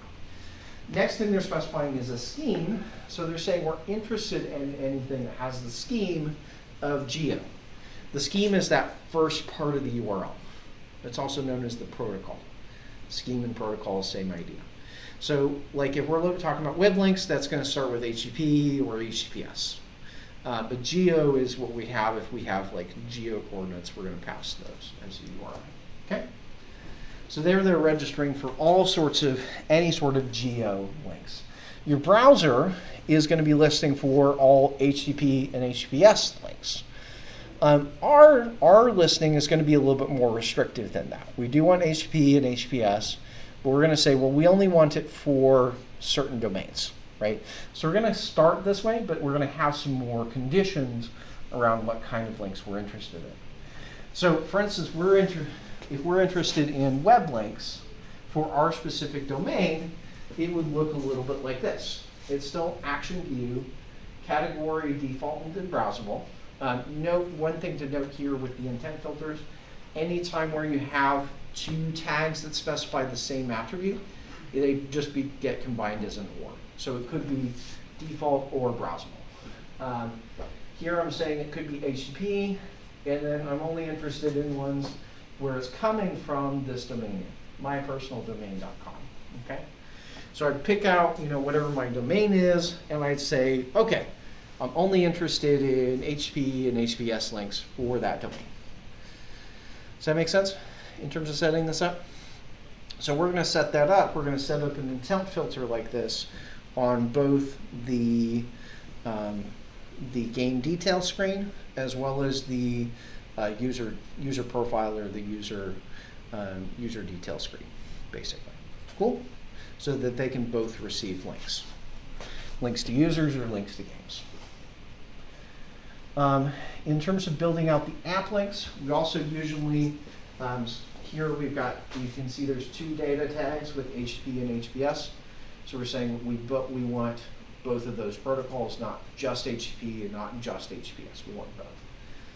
Here, there's an additional attribute that they've added onto the intent filter itself. You can see up at the top line, it says Android auto verify is true. Okay. If you set that, what's going to happen is, if you don't set auto verify, it's just going to give it to the user as an option. It's like, do you want to open it in this or this? Do you want to open it in the Twitter app or in your browser? But if Twitter sets us up as, say, auto verify, then we'll just skip that question and go straight to the Twitter app. In order for that auto verify to work, though, you do have to prove that you own that domain. Okay, you do have to own that domain in order to turn auto verify to true, otherwise it doesn't work. And you have to prove that you have some sort of ownership. We'll talk about that later. Okay. But that's a little bit outside of the scope of what we can do today in terms of doing the entire proving, but I won't talk about that later. Okay? So that's kind of the general overview there. We're going to add those intent filters to the activities where we want to receive those deep links. And then oftentimes we may need to do some verification to make that automatically link into there. So let's talk about how we create and enable those links as well. So, and how this works. So when the user clicks a link, or you initiate a programmatic request to view a particular URL or URI, the Android system goes through this process. First of all, it will look into the Android device and say, has the user previously used one of these links and decided on a particular app as being the default? If the user set a certain app, such as their browser, as the default, it will just automatically go to that default app. Won't ask the user. Okay? So if there is a default, that will go there. If there isn't a default, but there's only one app installed that can handle that, say you're trying to make a telephone call, and there's only one telephone app installed on your device, it will just automatically go to the telephone app, even though it's not maybe default. Make sense? Okay, and then if there's more, the third case being if there's more than one app that can open that link, then it will ask the user which one, which is the case that we're going to be in. Is the case where, hey, our app says it can open that link, but the browser, Chrome, also can open that link. So you're going to get the option of both of those things out of the box. Okay. So what we want to do is kind of implement our own links. So we talked about the intent filter real briefly. The action's always going to be action view for this. That does enable it to show up in a few places. So in terms of if you set this intent filter up for action view, this can actually also show up when the user is, say, searching it through the assistant and Google search and other things like this. In fact, if you've got these app links set up, they can even show up in Google search results, where the user can just click on the Google search result and it'll come into your app. That's one of the reasons you really want to set up these deep links. Okay. Data specifies how we're going to filter the URIs that we're interested in. So scheme, that will be HTTP and HTTPS, generally speaking. Historically, another way that this has been done is sometimes apps have come up with their own scheme. So for instance, you might see a link that looks like this. Discord, // starts with that, right?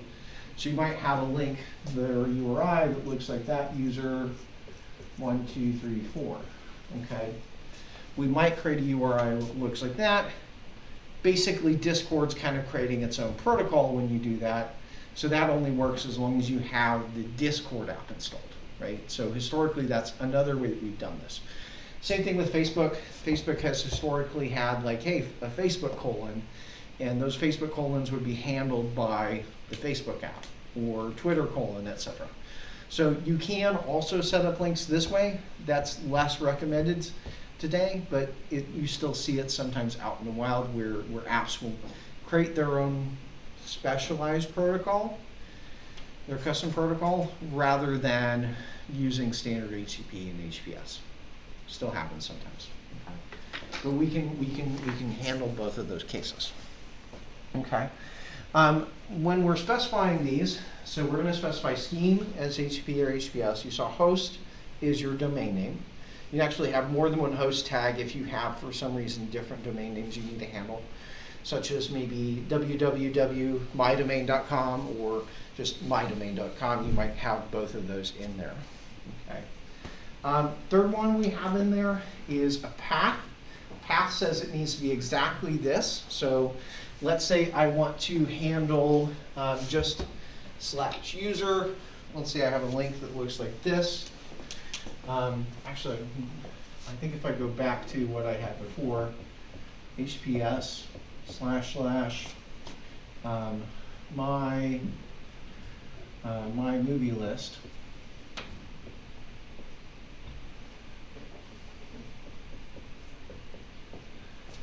Movie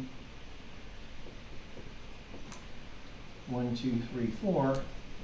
Okay, this first part here, that's the scheme, and we're looking at the URL.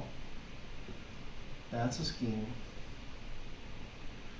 This part here, oh, that needs to be .com. Let me finish it out. Com movie 1, 2, 3, 4, right? This would be the host. And then this last part, including the closings, including the first slash, is the path. Okay. So if I specify a data tag with exactly a certain path, I say I'm only matching exactly that path. So if I say /movie /1234, it has to be exactly that path. If I say just /movie, it has to be exactly movie. So just /movie wouldn't match that, but it would match this if I'm still filtering to just /movie. Oftentimes we want something that starts with a certain prefix. So I might say I want to match anything that starts with /movie. So I might set a path prefix instead. Path prefix says this just needs to match the beginning of the path. There's also a path pattern in there that you can set as well. Path pattern allows you to get full regex support if you need to do regular expressions. Okay? But oftentimes you can do a lot of things with just path and path prefix. Okay? A category, as we mentioned, needs to be both browsable and default. Here's an example. They're handling two different URLs. So example:/gizmos and example.com/gizmos. They're handling both of those paths. And so they've got two different intent filters here. So this first intent filter, you can see takes HTTP example gizmos. It has to be exactly that. They've got scheme, host, and path defined. Notice this one doesn't handle HTTPS, only HTTP links, okay? Other one here, you can see that the data is, the scheme is example. That's where it's the example colon. And then the host is gizmos, right? So this would be, and this would be, because it doesn't specify a path, it would be any path within there. Cool? Make sense? So oftentimes you'll see that. You'll see one for a custom sort of protocol or scheme, and the more modern way would be to listen for HTTP or HTTPS links. So one example, one thing they mentioned here, let's say we've got this example. There's two data tags, HTTPS example.com, and the other one is Android scheme app, open my app. One thing to be wary of, notice in the previous example they did that as two separate intent filters. Okay? Remember, within a single intent filter, everything's kind of combined with an OR. This intent filter actually does not just the two examples that you would expect. It also allows things like app.example.com, because it's actually can mix and match different data tags. So you can say the bottom, this scheme allows app, and the bottom and the top one allows example.com. That's considered legal with this. So oftentimes you may need to split things up into more than one intent filter to make sure they're not OR'd together. Cool. So effectively, if you need ands, this and that, you may need more than one intent filter. Cool. Talking about reading the data from the incoming intent is going to kind of look like we did before. So we're going to call get intent to see the intent that came in. Remember, that can be from your app or from the browser, from wherever they got this link. We can ask for the action. That action should come in as action view, and we can also ask for the URI or the URL that they clicked on. So that would be intent. Get data would give us back the URL that they referred to. Don't forget to check the action though. Don't forget to check the action, because the action might be null, it might be share or send, it might be view, and you're going to need to do very different things depending on with that URI, depending on what type of action it is. Okay, so don't forget to check that. Also in here, they mentioned once you get these links installed, we can test them using something called the Android Debug Bridge. Android Debug Bridge is a command line tool. It's a way to run shell commands on your actual device, assuming you're plugged in with a USB cable.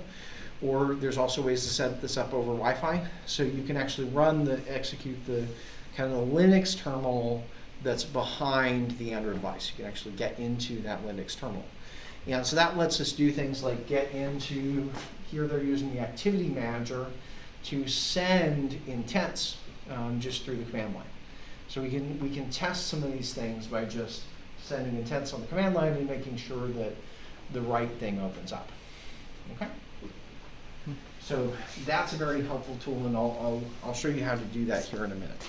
Okay? So that's kind of the quick overview of what is out there. So let's kind of define our own intent filters. Okay. There's two main ways that we can define these intent filters. One way is we can say, I'm going to set it up like this with a path. This says this exactly goes down to /thing. And so that would handle these two URLs. Only difference than being HTTPS, but it has to be /thing at the end. Nothing else is handled by this particular filter. Versus if I use a path prefix and I say it has to start with /thing, then any of those three, a lot more of these URLs would work. So that still would handle /thing, because it does start with /thing. You would handle /thing 1, 2, 3, 4. You would also handle thing 1, 2, 3, 4 /image, because that also starts with that. So Do remember that that also encompasses all of the quote-unquote subfolders within the thing that you're starting with. Okay. That's where you may need to get in and start messing with regular expressions to limit it down further. Okay. So step one is we need to define an intent filter. So I'm going to toss this over to the other screen. Okay, I'm going to define that for the screen that we want to be able to link into. So I want to be able to link into my movie detail screen, right? So I'll be able to link into movie details. So I'm going to add an intent filter up in the manifest. I'm going to add this to movie details.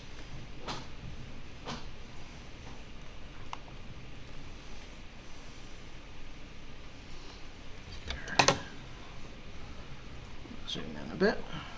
Go down here. And so let's start with intent filter. We're going to specify the action. Pick it from here, Android intent. And I'm looking for view, which is going to be further down towards the end of the list. So view. Close that tag out. I need to specify category. And this would be default. And another category, Android name, browsable. Yep.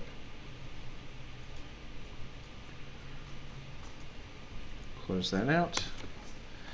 In terms of the data, I need to specify that I want both of those schemes.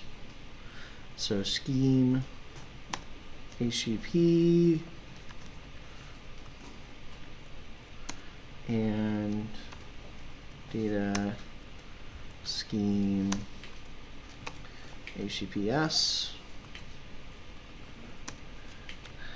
and our domain I need to specify as well, so host. Okay. Now, what's the domain for my app? What domain should I use for this application? Most of the time, right, most of the time when you're building an Android app, you already have a website. Most of the time that's going to be the case. You already have a website, so you would just use the domain name of that website. So say you're working with Twitter, well, Twitter already has twitter.com, and I would just put twitter.com there, right? But we don't have a domain name yet. So what do? Well, technically I can type anything I want in here, right? So I could type in what I put in the share. I could say like my movie list.com, right? I could do that. I'd say, hey, I'm just going to pick a domain name out of thin air, right? I unfortunately don't own that one, so there's going to be some issues there. What about the path? Well, the path, if I'm coming to the movie list, I know that probably there's going to be some sort of path prefix. So it's going to start with /movie. So I know I'm coming into a movie. But I don't know what the ID of that movie is, so the ID of that movie is probably going to be part of that URL. Cool? So it's probably going to be like movie/movies ID, which is actually how I set it up in the share already. Cool? So here I'm specifying that if you go to this sort of URL, then it should open my app. Okay? So that's step one, is you have to define some sort of intent filter. Okay? Let's come back to the here. Now under movie details, right, I need to handle in some way, shape, or form, I need to handle that intent that we receive, okay? You'll see that already we have 2 lines of code here. I say go grab the intent and just peel off the movie ID. And I'm kind of assuming that that's the only way to get to this app right now. I'm assuming the only way I can get here is through an extra that has the movie ID. But this, if I come from the web browser, if I follow that link, is not going to have that extra. Make sense to everybody? It's not going to have that extra. So I'm going to have to do something a little bit different. Okay? I'm going to have to rejigger a little bit of code here. So what I want to do is kind of what I've done before with receiving shares, is I want to grab the intent, I want to grab the action in the data, and then based on the action in the data, I'm going to determine what I do. So if the action is just null, well, I'm just going to use my normal process. I'm going to look at the movie ID that we get from the extra and load that movie. Okay. If, on the other hand, I get an action view, then I need to deal with that, and I've got an associated URI. I need to deal with that and somehow pick out the URI from that path. Make sense? There's going to be enough to that you'll probably want to shove that over to another function, kind of like I did before. So I'm going to say, hey, maybe we'll call that handle web link. Okay, so handle web link takes the intent. I'm going to grab the data, grab the path. I can grab the path off of that URI. And then based on the path, I'm going to determine what movie is it. Make sense? Kind of the general flow there. That means I have to rejigger things a little bit. Okay, there's some changes I have to make. Okay.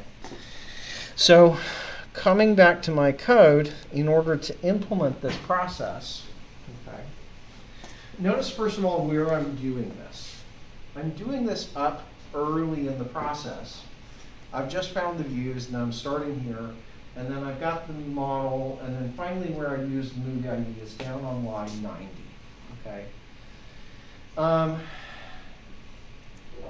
I might want to move some things around so that this process happens actually later than it is right now. Okay?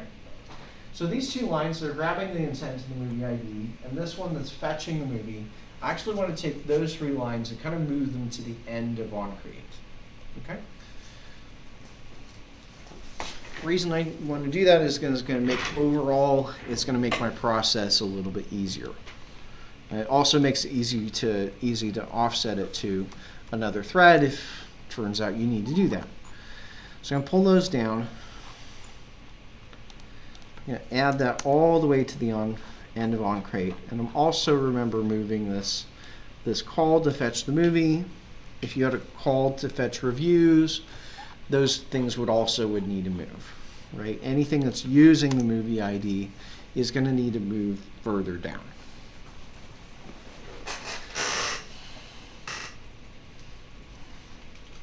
Because it may take some more work to figure out what the ID of the movie is, or I may have to get that a different way.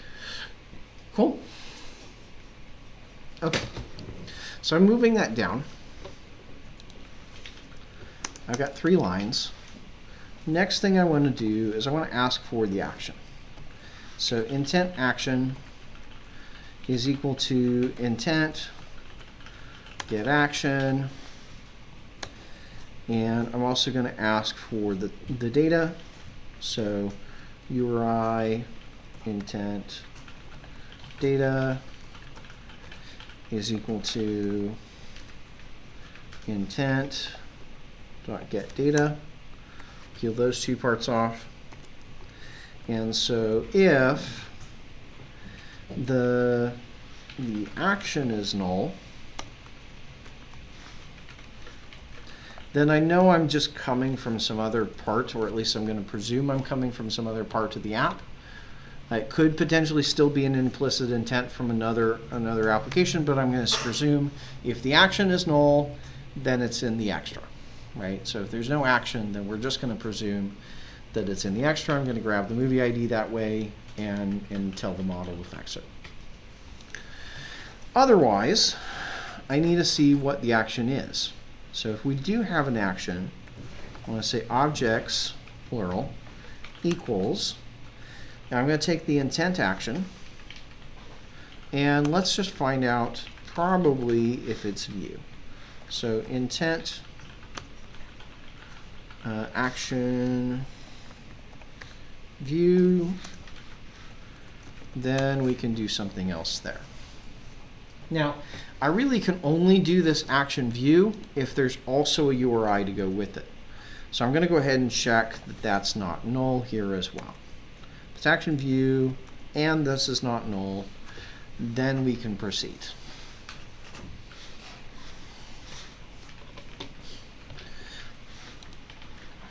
Okay, so this is the case where we're not coming from our own application. We're coming from an actual web link. Is the action will be view, and there should be a URI. Okay, so I'm going to say handle web link, and I'm just going to pass the intent in there because I can do everything else from just having that one piece of data. So I'm going to pull this down, private handle web link. This is going to take the intent. Oh, this needs to be void because it's not going to return anything. And so that's the case that I'm going to handle, right? So in this case, I want to get definitely the URI. So I'm going to say, hey, the URI is equal to URI equals intent, get data. I want the path of that URI because the path is going to determine, it's going to be where that movie ID is contained. So path is equal to URI dot get path. Now the next question is, so I have this path. It's going to be something like /movie /1234. How do I pick off the ID from that string? How do you pick off the ID from that string?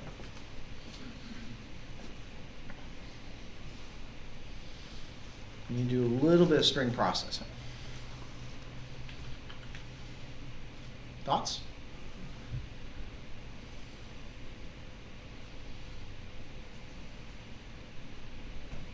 What can we do? So is this that web link you were talking about earlier, mymovielist.com/movie? Right. It's going to be it's going to look like this. My path is just the last part of this, Okay. right? And what I need to pick out of that is the ID of the movie.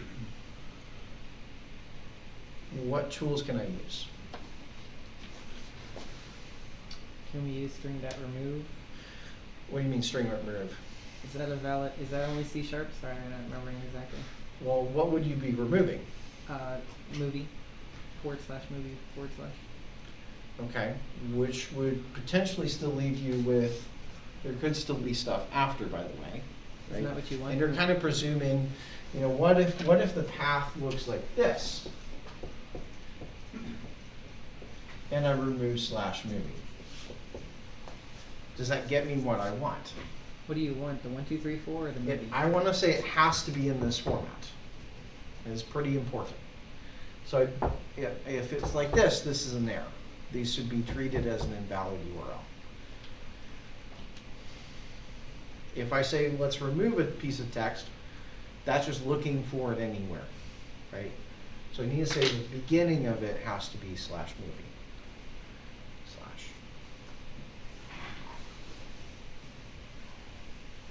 What can I do?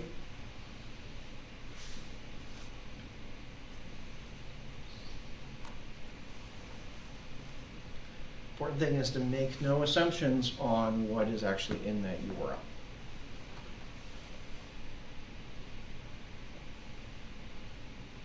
Because it's coming in from another app.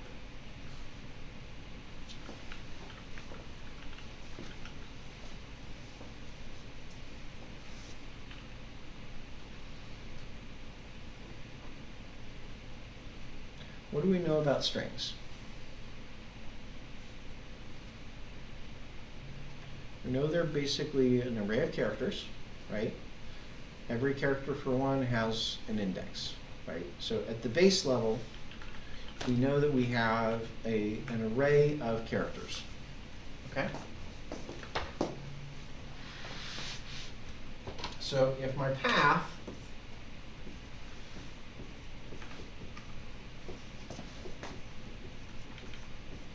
what's the index of that first character? It's always 0, right? So it's 0, okay? 0, 1, 2, 3, 4, 5, 6, 7, 8, 9, 10. So all of these characters have an index, okay? What's the piece of the string that I care about? What's the piece of the string I'm trying to get to? It's just the URI. It's just the number, right? Number starts at which index? 7, right? So we want this part, right? If I want a smaller part of a string, that is a substring, right? So effectively, I want a substring of the path. Does that make sense? Okay. I want to extract this one part and get a string 1, 2, 3, 4. Okay? Does anybody see anything now?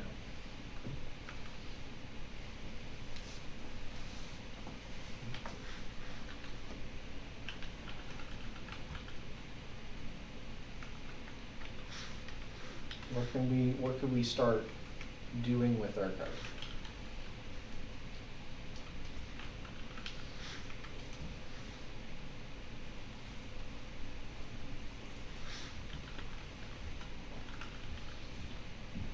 So would you want to split it somehow? I might want to split it. Okay. So string split. Remember, it takes. Let me just walk through that real quick. If I string split it, I have to tell it what character to split on, right? So if I was going to split it, what character would I split it on? The forward slash. Okay. So if I take this and I go, if I take the path and tell it to split based on the slash character, the forward slash character,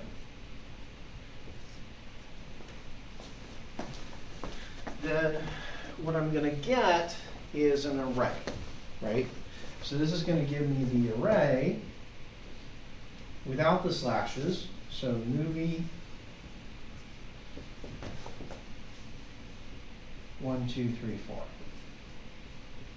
So if I split it, I'm going to get that.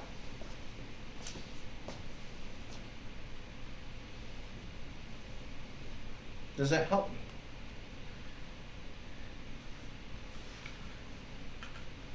Does that help me get closer to my goal?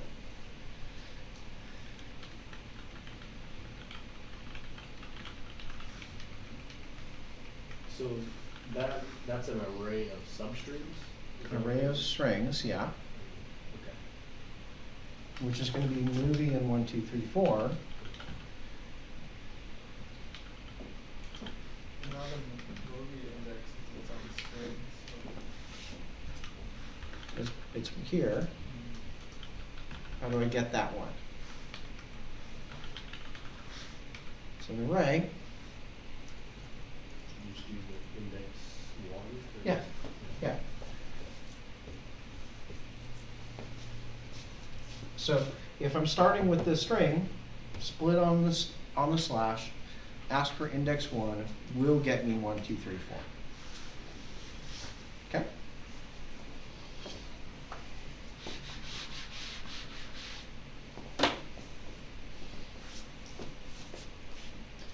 I do see this approach sometimes, and I do see professional developers doing this. I don't write my code here this way, and I wouldn't recommend you write it this way. Problem is that it tends to be not very fault tolerant. What are some URLs that you kind of expect to work, or you might feed into this, that cause a problem with this approach?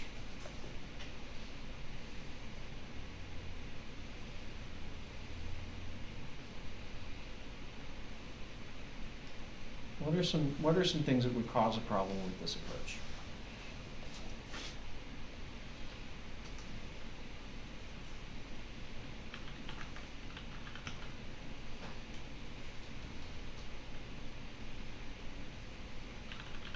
what happens if I feed this, the string, you gotta think about special cases. What if I feed it with just /movie? What's gonna happen with this? What will this produce as the answer? So I split it, you're gonna get an array of one thing, which is just movie. Ask for index 1, out of bounds exception. So if I feed this, if this is my path, I feed that into there, I'm going to get an out of bounds exception. Because I'm not checking that there's at least one token. Okay. What happens if I feed it a URL like movie 1, 2, 3, 4 picture or image? Is it going to produce the correct answer?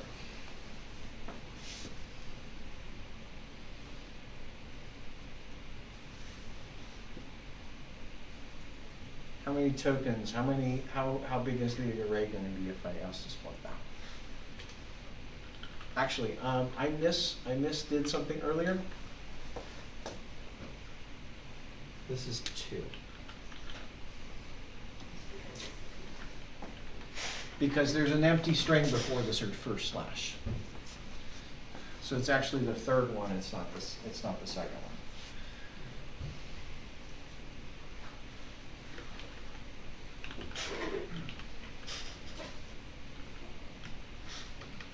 What would I get here?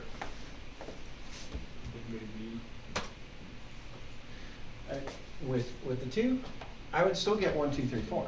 So 0, 1, 2. 0, 1, 2. Okay? So this will still give me the correct answer. Okay? This approach will still give me the right answer with both. With this one, it's going to throw an exception with the first one. Okay? So the other gotcha is, remember, so split goes through the entire string, looks for slashes, and breaks it up that way. If I have a URL that is very long, that will take a long time, right? If I do have a URL, if the user tries to feed me a URL that is very long, I will be spending a very long time splitting it. Split, by the way, is not cheap. Split can be pretty expensive, especially given that all I want is this one token here. I really don't care about anything after the movie ID, right? But this still has to process everything after, all the slashes after. Okay? Other things that I might want to consider as special cases, what happens if it looks like that? No beginning slash. Well, this again will throw a null pointer exception because there's not, or an out of bounds exception because it's not there. So there's two main problems with using split. Is you're first of all kind of assuming the length of the thing. You're assuming how many tokens are going to be split there. You're also presuming that, so you always have to end up checking length. You're also presuming that it's relatively short and that wasted time of processing everything after is negligible, which it may or may not be. Cool? Okay. Are there any other approaches that I can take other than split? Because hint, I don't need to split the entire thing.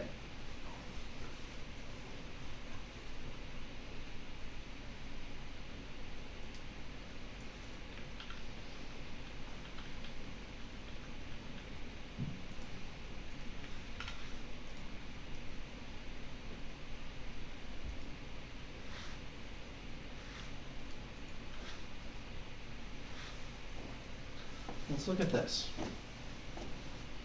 So I said I want index 7 through index 10. Index 7 through index 10. I'm asking for a substring.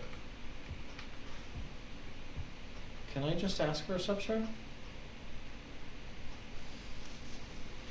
can I just say this? Path, substring, and ask for index 7 through 10?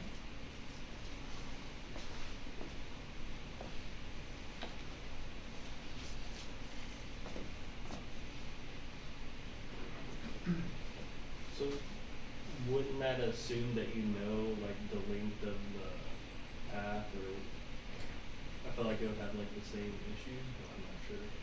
You're asking a good question. Yeah, because the third exception you gave, like what if movie doesn't have a slash before it? Right, if movie doesn't have a slash before it, then the 1 is at what index? It's at index 6. Okay? So in this case, it would work for that case, because it'd be index 6 instead of 7. Okay? Any other problems? That's problem number 1. Okay? It turns out that first problem is actually not probably going to be a problem, because this case that I threw out there won't technically happen. Won't technically happen. Yes? We're presuming all the IDs are the same length, right? Yes, I am just presuming all of the IDs are the same length. I'm presuming that they're all length 4. Which actually isn't true, because all of them are longer than 4. Because most of the times they're going to be a GUID, they're going to be a random length, okay? So if they're a GUID, well then they're still a certain fixed length. But what happens if I look at my database and I find, oh, I used matrix and matrix -1 and matrix -2 and matrix -3. Oh no, they're variable length IDs, right? So I don't even have predictable length IDs. There's a third problem here. So problem number 1 is I'm assuming that length is 7, which actually kind of I can work around. Second problem is I'm presuming the IDs are all the same length. There's a third problem here.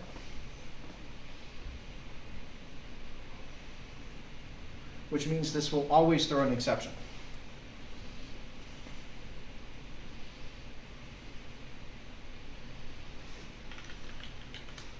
It's a really common mistake.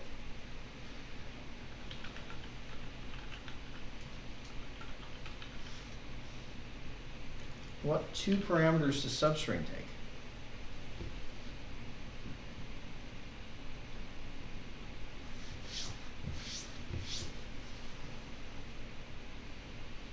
You might want to look at that up in the Android docs. So if you go to Android Developer, look for string.substring. See if you can find that method.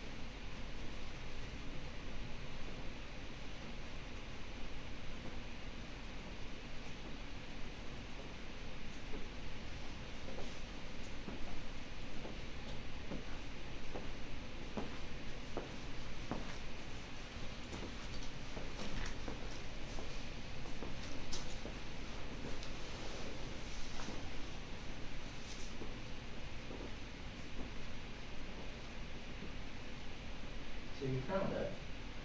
See it on yours.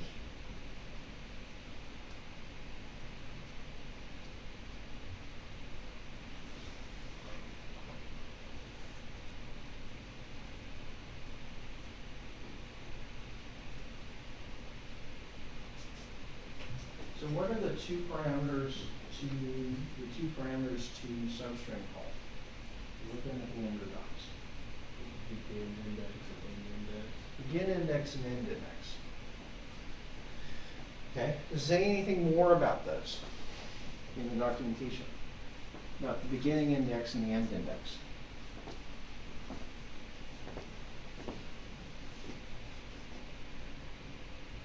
So I guess the begin index is inclusive, but the end index is exclusive. Exclusive. So if I ask for this, I'm going to get the string 1, 2, 3.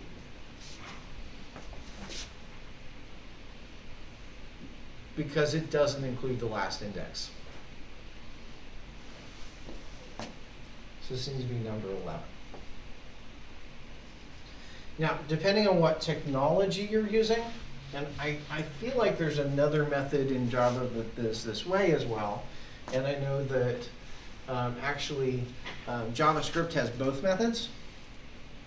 Remember in JavaScript there's also like a sub str, and I thought Java was this way, but maybe I'm misremembering, but the arguments actually need to be like that, where the second argument is the number of characters you want rather than the index of the last one. So you do have to check that in the documentation anytime you're using a substring function. Definitely check. Okay, is it the number of characters that I want? Is it 4 or is it 11? Because that will give me two very different answers. Because if it's the number of characters, that will give me 11 characters instead of 4 characters. It seems weird that they would make the first one inclusive and the second primary exclusive. So every language works that way. Short answer. Every implementation that takes an index does work that way. Part of the why we do that is so that I can say call substring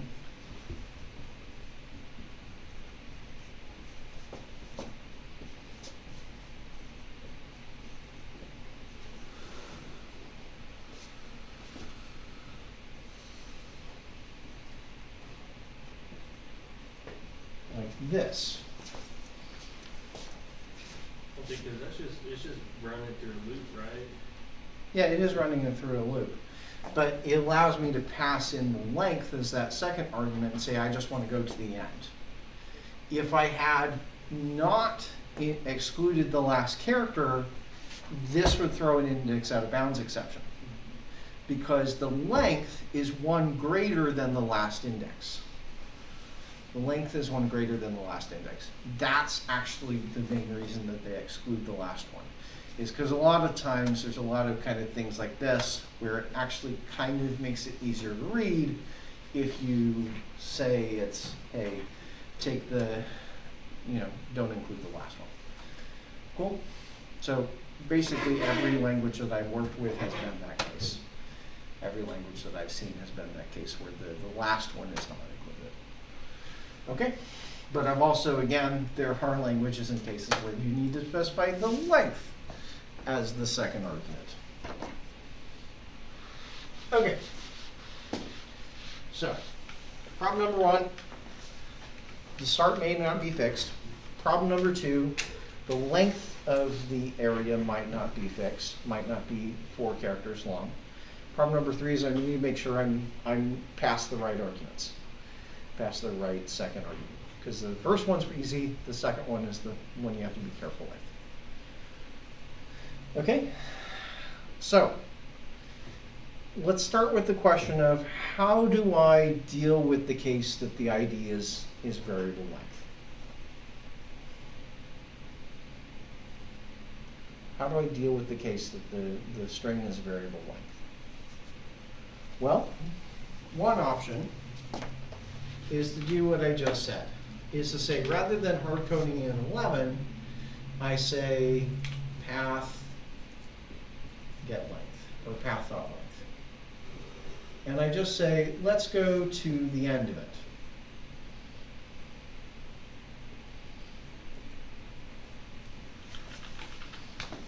Let's say we go to the end of it. Is that going to work for variable length IDs?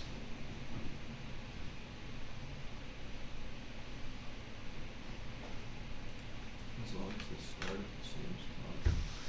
What do you mean? Sorry, Like as long as they start at 7. okay. As long as it's not this case. But it's going to work for this case. It would work for this being even like 10, 20, 100 characters long. It would work. So going to the end.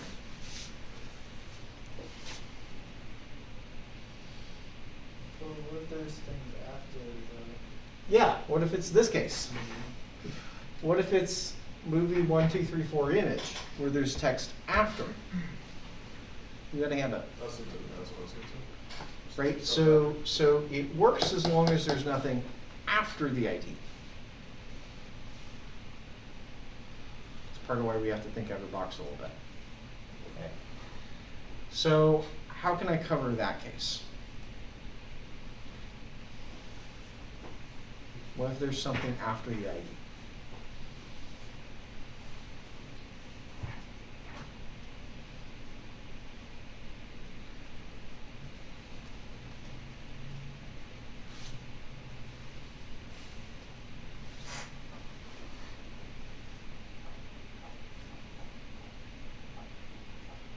Is there anything I know?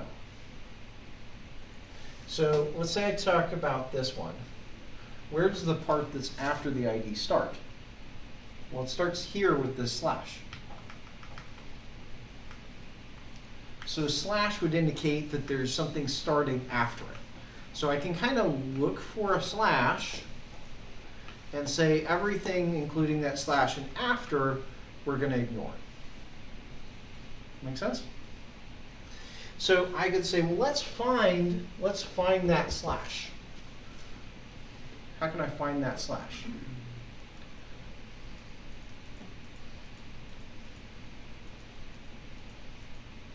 And methods in the string class. Hopefully you've got the documentation for the string class still open. Is there a method in the string class that will allow us to look for a particular character pattern? Allow us to look for a slash.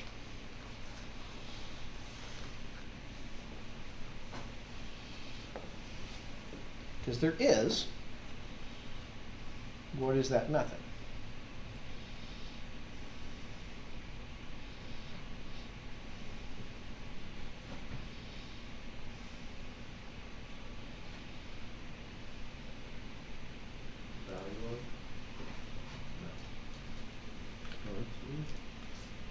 You said what?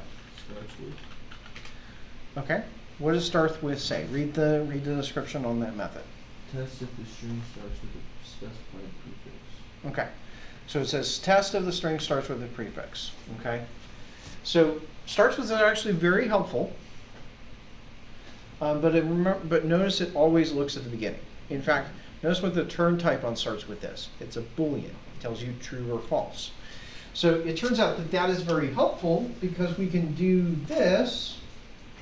We can say path starts with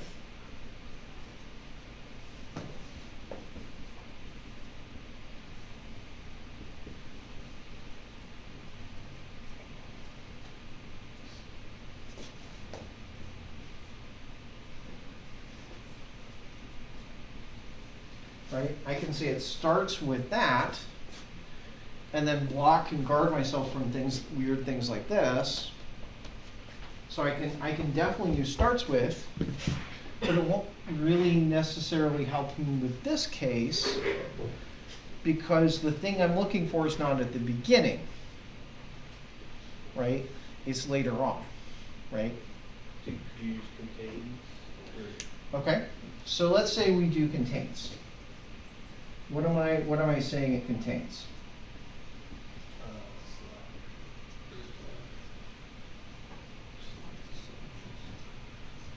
So for all of those, it will return true. In fact, for this path, it will return true because there's a slash at the beginning. So contains really tells me nothing. I was thinking maybe if you can combine it with substring, but Yes, you're asking the right question. I can combine it with substring.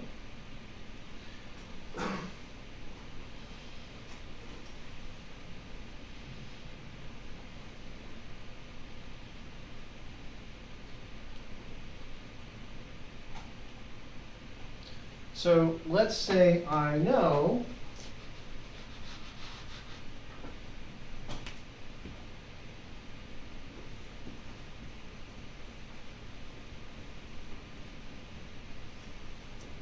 that the ID starts at 7.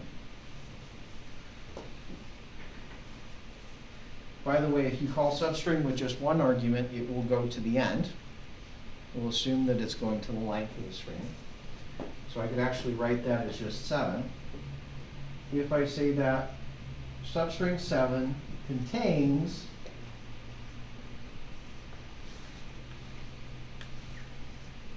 okay. Remember, contains gives me true or false. So if I pass this string, that'll say it doesn't contain, and will return false for contains. This string will return false. This string will return true. But that doesn't help me, because it doesn't tell me where the slash is. So I don't know how long the ID is. So contains doesn't really help. I would say that contains in general is something you should be suspicious of. Same with split. Split has its uses, but it's very easy to use it when it's not appropriate. Same with contains. Because contains is just looking for anywhere in the string, and it doesn't tell you where it is. Index of method? Yay! Yes, index of. Index of is really, really helpful. So if I say index of, here instead of contains, contains and index of are really, really similar. Contains just tells me true or false. Index of tells me where. So index of will return -1 if it's not found anywhere, and otherwise it'll give me the index of where the slash is. Okay, so it will help. Problem here. Substring makes a copy of the string. So I'm making a copy and then looking in that copy. Doesn't mean you'll get the wrong answer, but it means you got extra memory you're allocating. Remember, we're getting this from somewhere else. We don't know how long this may be. It might be that they sent me, by the way, you can encode an entire image into a URL, just as a minor tidbit. Like you can put an entire QR code, all the data, I've done that before, it's actually helpful. You put the entire QR code into a URL. Those are very long URLs. So I don't necessarily want to do that substring because it might be costly. It might be pretty big, okay? The good news is smart people over at Java already thought about that problem. So index of, if you look in the docs, there's 2 versions of it, and I can just call it like so, if I remember right. I can just tell it, oh, start at 7 and go find the index of the slash. Don't start at 0, don't start at the beginning, start at this position and move on. Make sense? So it basically finds the next slash, right, from starting position 7. Okay? So this will get me to that. I do have to watch because the slash may or may not be there. So if the slash is there, we're going to go to this position. If it's not there, returns -1, then I'm going to go to the end of the string. Okay, I'm going to go either to the end of the string or to that index, depending on if the slash is there or not. Okay? What about the beginning? We still haven't tackled the question of 7.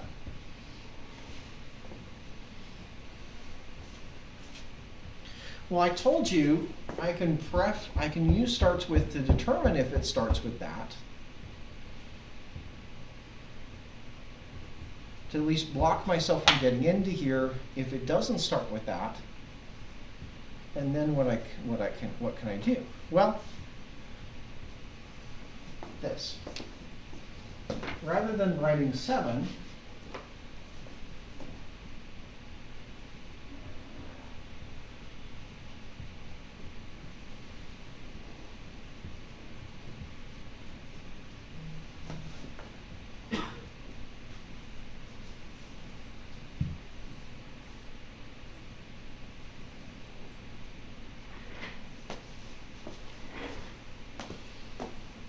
I just take the length of the thing that I think I want it to start with. Problem solved. Make sense? If I wanted to be extra generous and I wanted to use this, allow this one, which actually won't be a case, I could just say index of movie slash and kind of use that maybe as my starting point. Cool? Does all the pieces kind of jive and make sense? So we've got a few methods. The string's got a lot of useful methods that we can use and put together, but you have to be very careful about, okay, what are all the things that could happen, and are we doing this efficiently? So first things first, I'm going to check if the path starts with slash movie slash. Okay?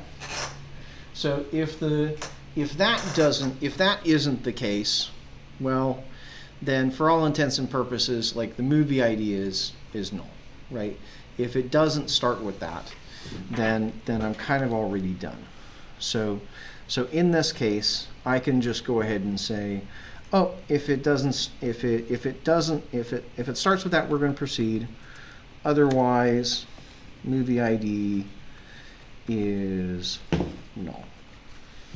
There is no movie ID. In this case, I need to find the index of the slash. So I might say like movie ID end is equal to, we need to say path dot index of, maybe I want to save this to a prefix, so string prefix, so that's the prefix. So say it starts with the prefix, prefix.length, and look for the slash, oh, another slash, forward slash.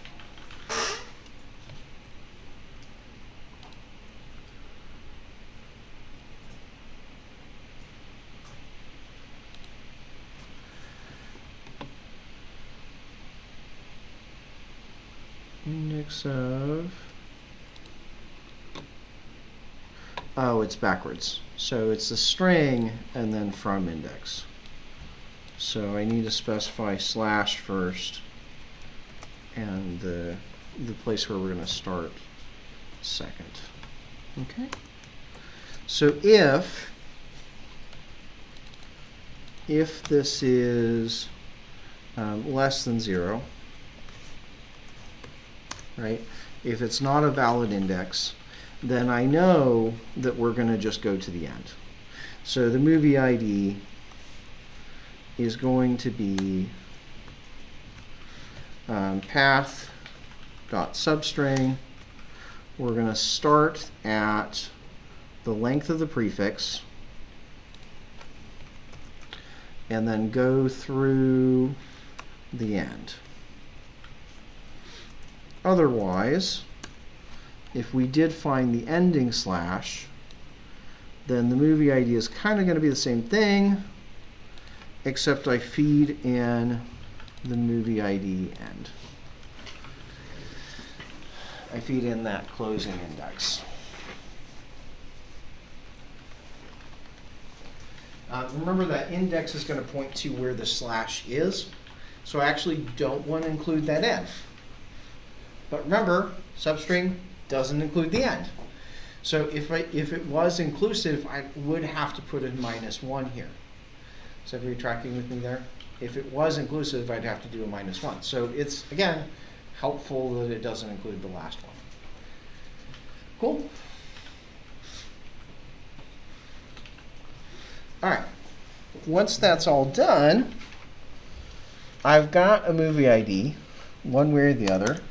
So we can finally go to our model, and I could say fetch movie, pass in the movie ID. Or I could choose to move that fetch up here and kind of do it outside, but I'm going to just leave it in. Make sense? So with the URL, you have to do a little bit of extra processing, and then end up getting the ID of that, fetch our data from the server once we're done.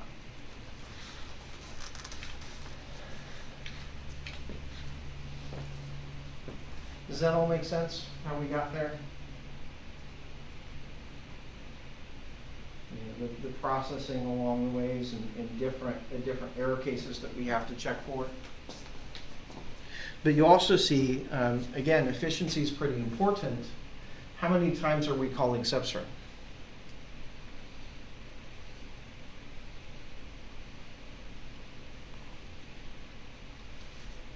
Only ever once. No matter what path it goes through the code, it's either going to go here or here. It's only going to call substring once, which means I only need to make one copy of whatever the ID is, and I'm not copying a significant portion of the string. I'm just copying whatever's between those two slashes. Cool? So that means things are going to be pretty efficient. The other side of things, if you look at kind of how we're iterating through the string, starts with is going to kind of iterate through the string, and it will actually stop once it finds the end of the prefix. So it's going to iterate through the first part. Also, index of iterates through the string. It's going to start at where the prefix left off and go potentially to the end. So at most, in terms of if we were going to look at this as a for loop, at most, I'm ever kind of iterating through the string once. I don't have to iterate multiple times through the string, which is pretty important. Again, because you can have strings that are fairly long. Cool? Questions? Let's try this out. So I'm going to go back into the app.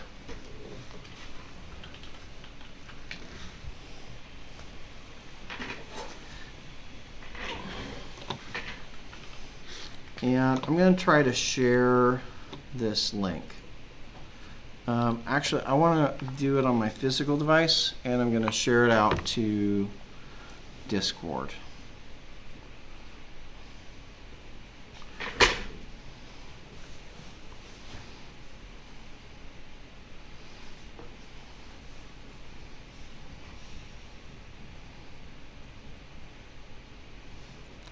Let's see if is there a way I can do this here? Gmail. Oh, right, because I need an email address on here to do that. I want to do that on this device. Copy.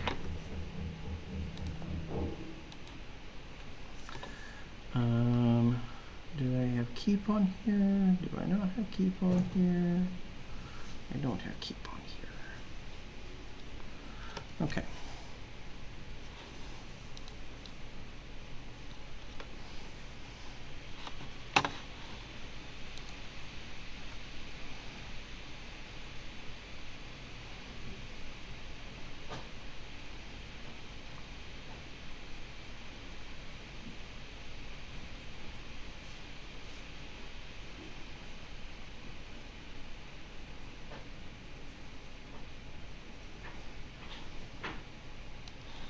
So I shared a link onto Discord, so you can see the link here. If I were to click that link in my browser right now, you can see that it doesn't go anywhere because I don't really own that domain. But if I try to click that link on the device,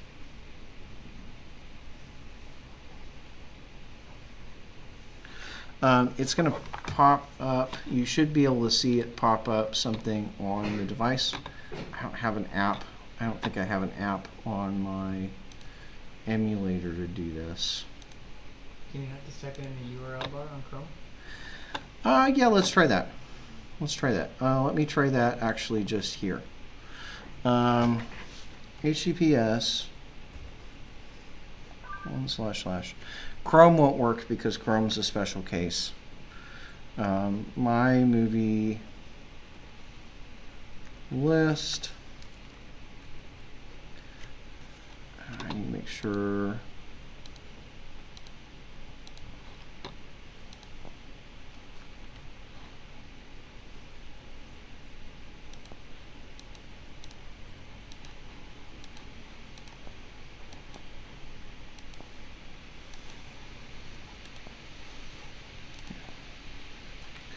HBS / my movie list.com /movie /matrix. There it goes. So you can see the options to open it with either the Chrome browser or my application. Interesting. And I open it, and it takes me directly to that page. If I tried to do the same thing on my device, on the physical device, I actually get 3 options. I get the movie list, I get Chrome, and I also get the Samsung browser as well as an option. So I get that link, and now that link can travel me into here. Cool? That's Sec- cool. So what would have happened if you'd done that in Chrome? It would just assume you wanted to go there? Yeah, it would just open it as a URL, which, because the website's not out there, right? There's no website, it's not working. Ideally, I'd want to, when I build an app like this, I'd want there to be both a website, so you could open it in the web browser, and I'd also want there to be the app. Interesting. Because I would want the HTTP URL actually to work. Does that make sense? Yeah. So since we kind of made that URL up, couldn't you just replace it with movie list or movie list : / and then movie and then movie ID? Remember you said about Discord earlier? Could we make up our own URL? I could if I was going to make up my own protocol. I could say here, add another intent filter. And so it would just be like my movie list would be the scheme or something like that. Maybe I'll just do movie dash list and no host. So it'd just be scheme with the path of movie. Would just make sure it starts with movie. If I did this, then that would allow for other URLs. So that would allow for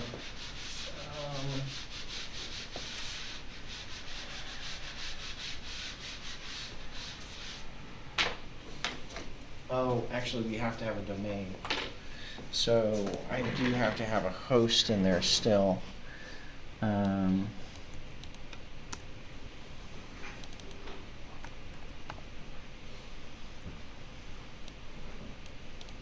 So maybe something like that. If I allowed for that, then that would be like movie list :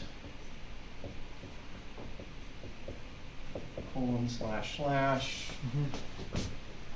list as the domain, because you always have to have a domain, and then movie 1, 2, 3, 4. So the good news here is that would still be the path.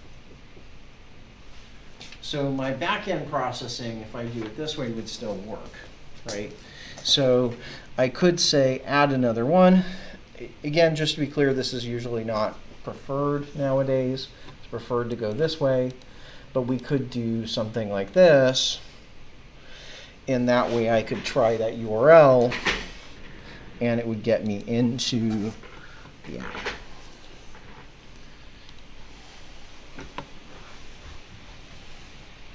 Or maybe I just say movies, keep it short. movies.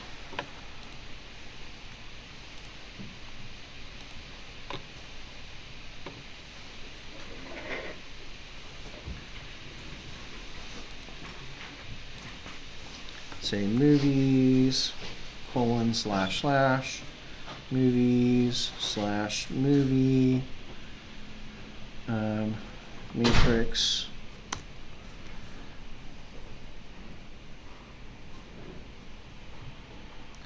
and I don't think that picked it up.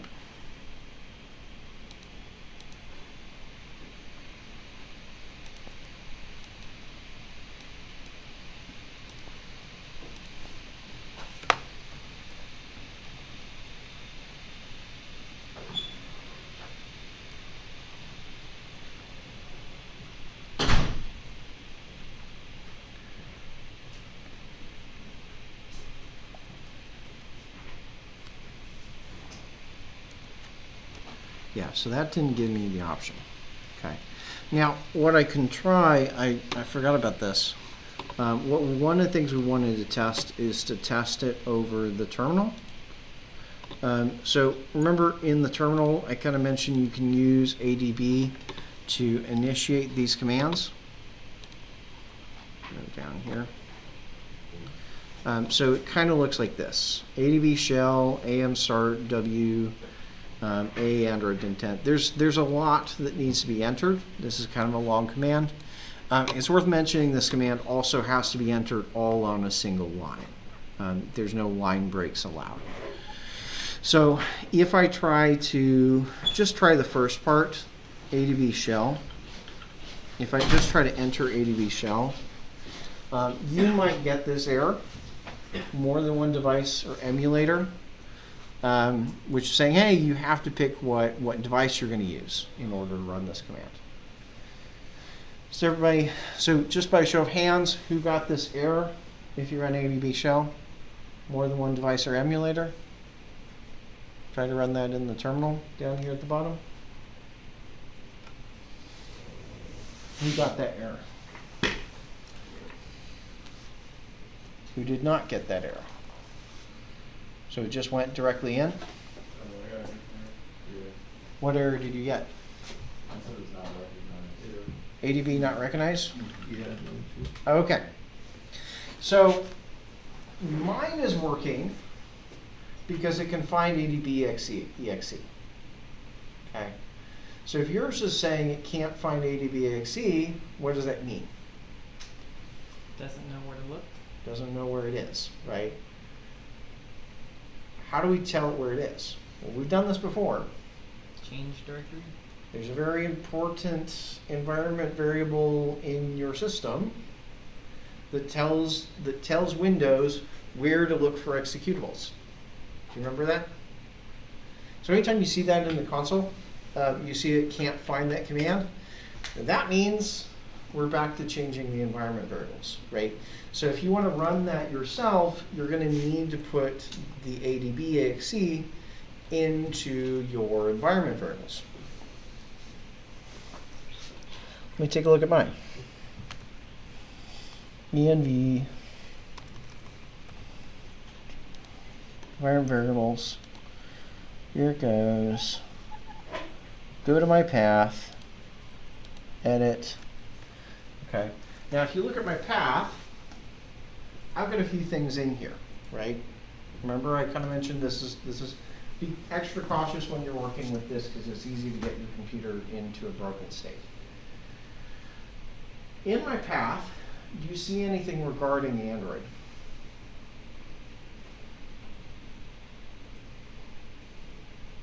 Yep. 2 of them. 2 of them. Where are they? Bottom of the list. Bottom list. So I've got D projects, Android SDK, platform tools, D projects, Android SDK, tools bin. Those are probably not going to work on your system. Okay. Notice the beginning of that. I'm saying the D drive projects. I've installed the Android SDK in a different place. Suffice to say, I don't have enough room on my C drive, so I had to get it all switched over to the D drive. Okay. So my Android SDK is actually installed on the D drive and not the C drive. So that path is not going to be the same as yours. So what you want to do is figure out where your Android SDK is installed.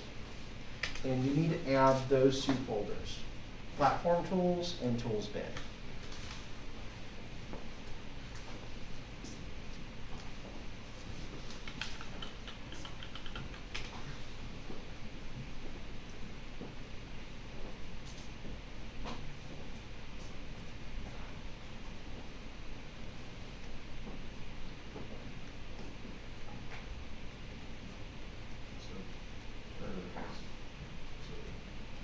So here, on path, go to edit. And then you need to add those last two things that I have somehow. So you figure out where your Android SDK is this way.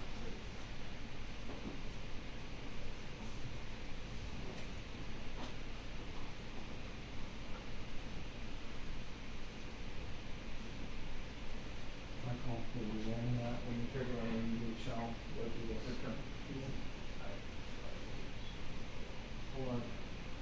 That should work.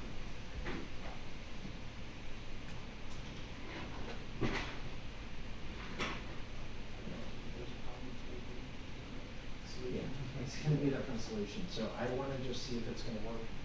Yours, again, Mac is set up a little bit different. It might have automatically set up your Mac. So what I want to know is did shell give you an error or not?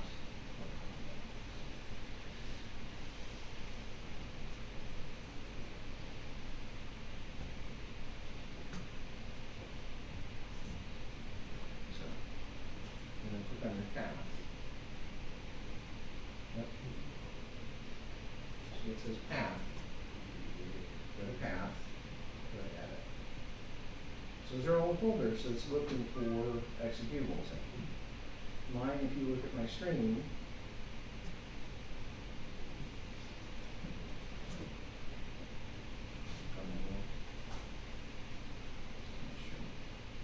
so I've got two paths towards the end of that.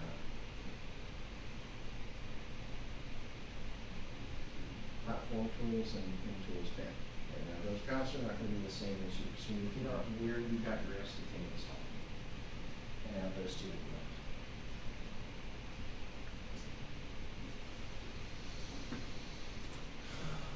Tell you what? So these are what we're trying to do. Platform Tools are good, but they're not going to be the same. So you have to figure out where your SDK is installed. So while people are looking, let me ask you, where are you looking? Where are you checking? Yeah, I think I found mine in program files. Okay, you found yours in program files? Let's check. Program files is where most of your applications are installed.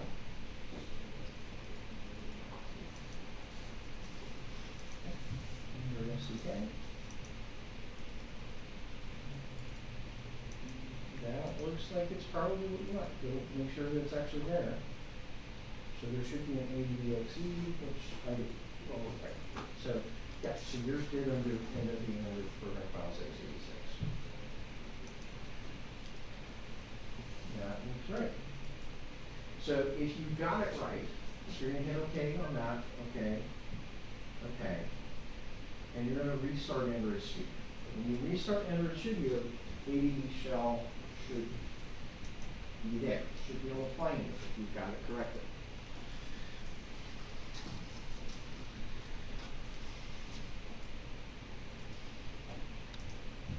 Check program files x86. So you're just looking under program files. Yeah, there's nothing there. Just look. Okay. I'm kind of surprised you found yours under program files because that's not normally where it is.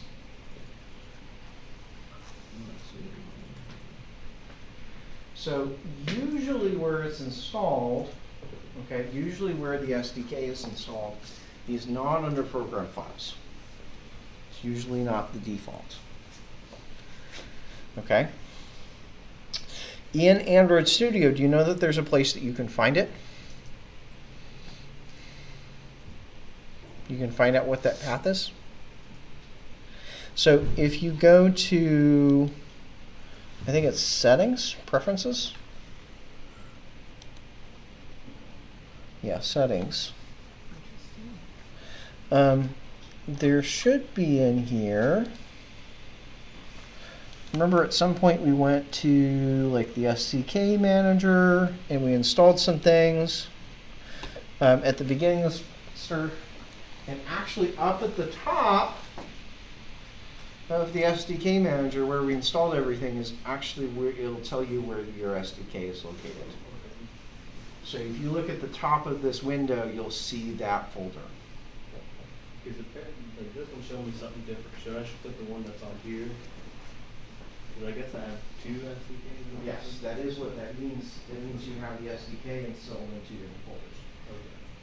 Either of them may work. The difference is that the one that you just added might be a different version than the one that Android Studios is. Okay. So I would recommend using that one that shows up there. Yes.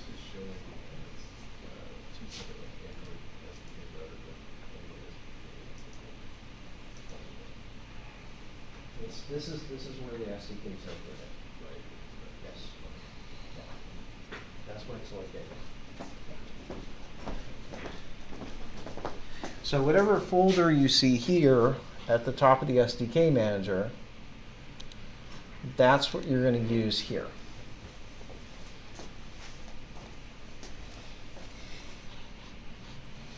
I'm going to take some screenshots here. Snipping.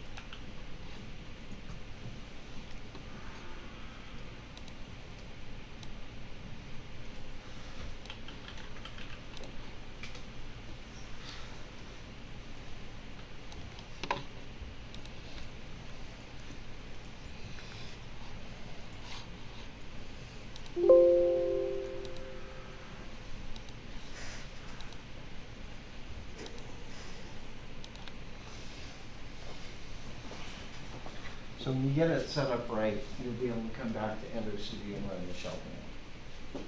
AV shell. Do you have to close Android Studio first? Yes, you'll have to restart Android Studio for that, to change the path to work.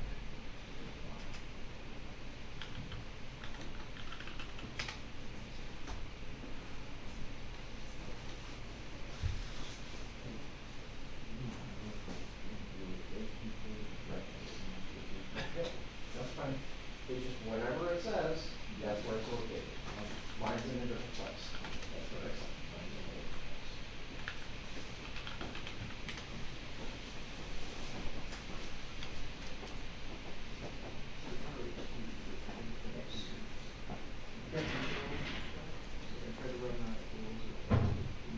Yeah, not right. Okay. So what you'll need to do is you're going to need to add basically the two things in there. It's going to start with this. You see that there's two folders under there you need to add to the path. One of those are platform tools, and I think the other one was like baby tools, and the computer from Discord to the path Discord. I just took a screenshot of it. But you'll have to change your path, and I think last time you changed your path, you had to do it over command. So you might have done it.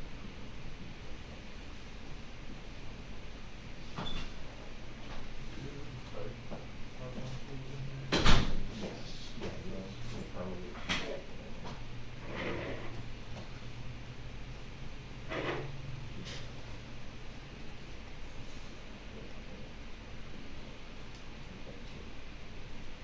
Also got it. Yeah, one thing you can do is you just paste the path that you got. That first part. Hit enter. And go to browse. You can also get to it. I don't know if you can do that. Yeah, so you'll just hit cancel. You'll just need to type in there.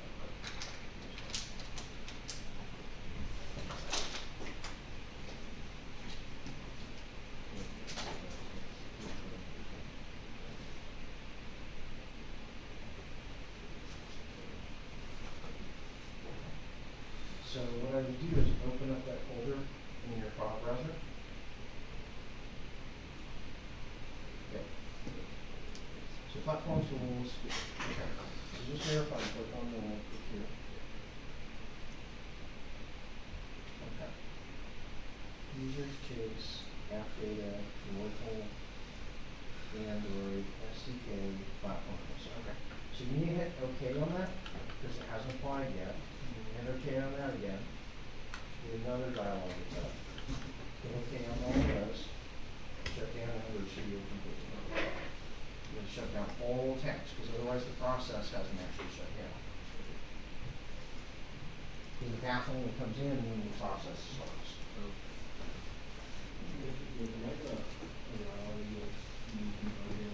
Yep. You're going to say always and then allow.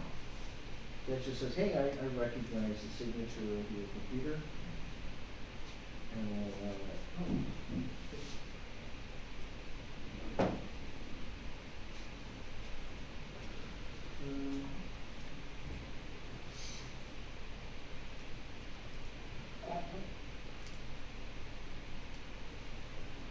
Interesting that it was up there so many times.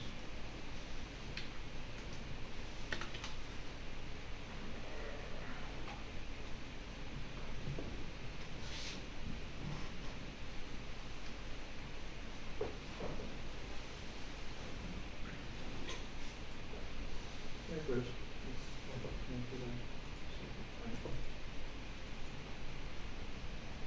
I generally leave the always thing on there so it doesn't like keep So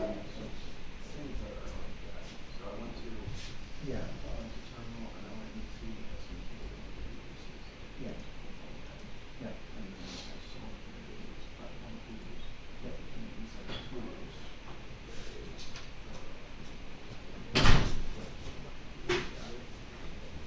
That doesn't mean it can find it. The point is you need to set the path to include the path to platform tools.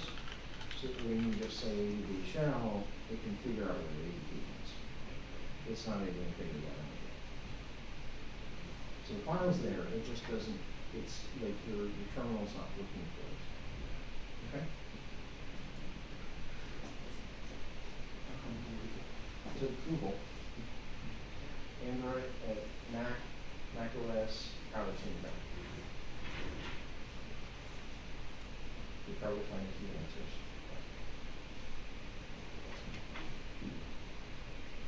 Okay.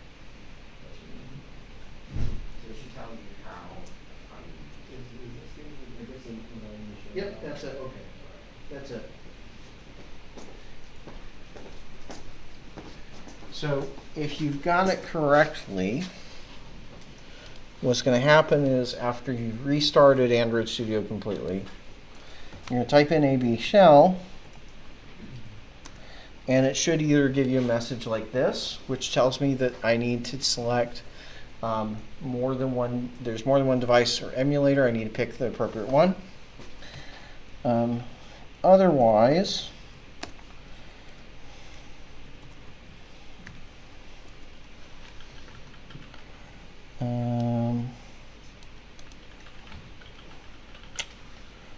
copy, paste, and shell. If it didn't complain about there being multiple devices, it's going to drop you into the device's terminal and it's going to look like this. So it's either going to do the more than one device or emulator, or it's going to do this shell. Okay.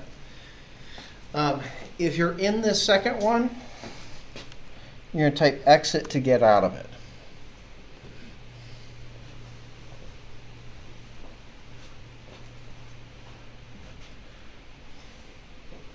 Okay, so show of hands. How many people got the second one where it dropped you into shell when you did ADB shell? Okay. How many people got more than one device or emulator? How many people are still trying to make it work?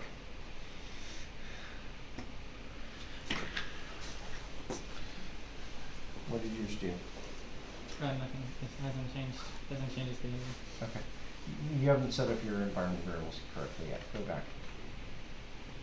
So you need to add, go back and look at Discord. You need to add the platform folder, platform tools folder, and that tools bin folder. Look at the Discord. I took a screenshot of it.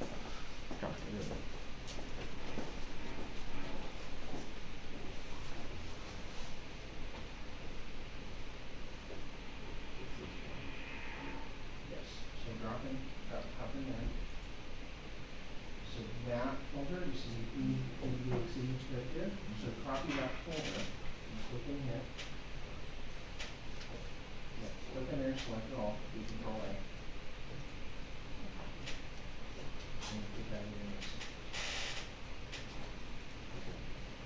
Okay, enter on this, and then we're gonna add a new one. Oh, go back in and edit.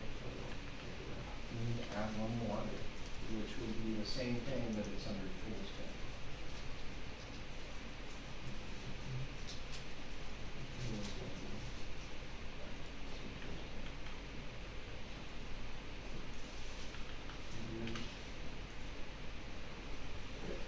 Okay. So if you're getting more than one device, the way that you're going to correct for that is you're going to run the ADB devices command. You can run this whether you have one device or multiple devices. ADB device is going to list all of the devices that ADB is currently connected to. Okay, so in my case, you can see there's 3 devices popping up. So there's 2 emulators here. One is listed as device and one of them listed as offline. The one that's offline I can't connect to. It's an emulator that was running previously, but I've stopped that emulator. This one that says device is connected. I can connect to it with the shell. The top one here is actually my physical device that I have plugged into my USB right now. So I need to tell it which device I want to run whatever commands on. Okay. So the way I do that is you add the -s command in here. So I say ADB-s and the name of the emulator you want, the name of the device or emulator you want. So that you have to get from the ADB devices command. You just say -s and then shell. Okay. So once you have the device picked, you're going to be able to drop in here. Now, there's 2 ways you can use ADB shell. You can do one-off commands and just add them at the end of shell, or you can drop into the shell and then write the command this way. Okay. So the documentation here, this is pretty long. You can do this as 2 steps though. So if you connect to the shell first, you can run the second part as a separate command. Because basically it's a one-time go with the rest. So what we're doing is going to the activity manager, that's what AM stands for. We're telling it to start, and then the rest is just about how I want it to start that activity. Okay? So filling this in, if I want to try and test the deep link, I'm going to try and move this around a little bit so I can see my emulator at the same time. So in terms of getting this up and running, I want to say go home, AM start -W. Be very careful that the casing of these options really matters when you're working in the terminal. Uppercase and lowercase oftentimes do very different things. So -W, uppercase, -A, space Android dot intent dot action dot view. And then from there, -D, I need to specify 2 things. I want to specify the URI that I want to open up, and I also want to specify the package that I want to resolve or do that intent. So let's say I just put in the URI. Well, the URI would be something like what we had tried to do previously: movies, colon, / movies. Let's see if I can get that one. Movie, matrix. So I'm going to try and initiate that intent. Okay. And what you might see on the right is that my emulator started that activity. I can try the same thing with matrix 2, and you're going to see it's going to start matrix reloaded, or I can hit up, go run the same command. And so that's the command I'm running. Let's see if I can copy that. No, I can't.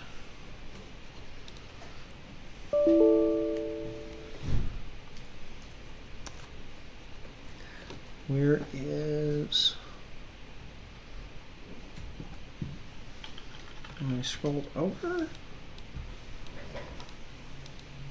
Yeah, it won't show me the entire command. So I'm going to put that into Discord with the command that I'm running. So adb-s,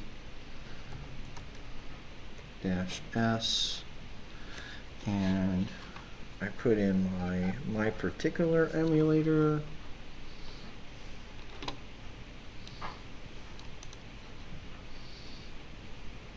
Copy, paste,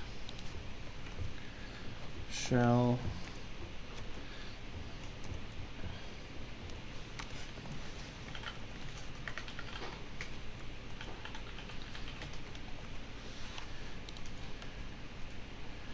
and I'll put in all of the stuff that I put into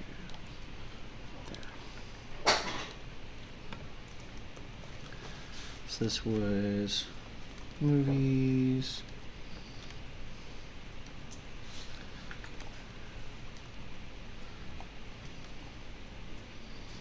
/ movies, matrix, and movie.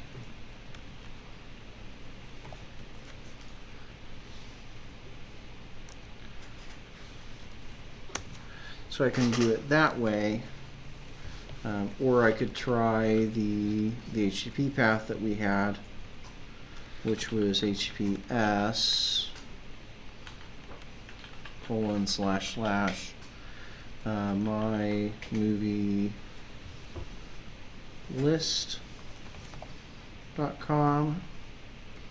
/movie /matrix. And you can see there when I did the HTTP pathway that it asked me which app I wanted to use. Was it Chrome or Movie List? And so I can say just once, or I can say always, and always would make it the default application. Cool.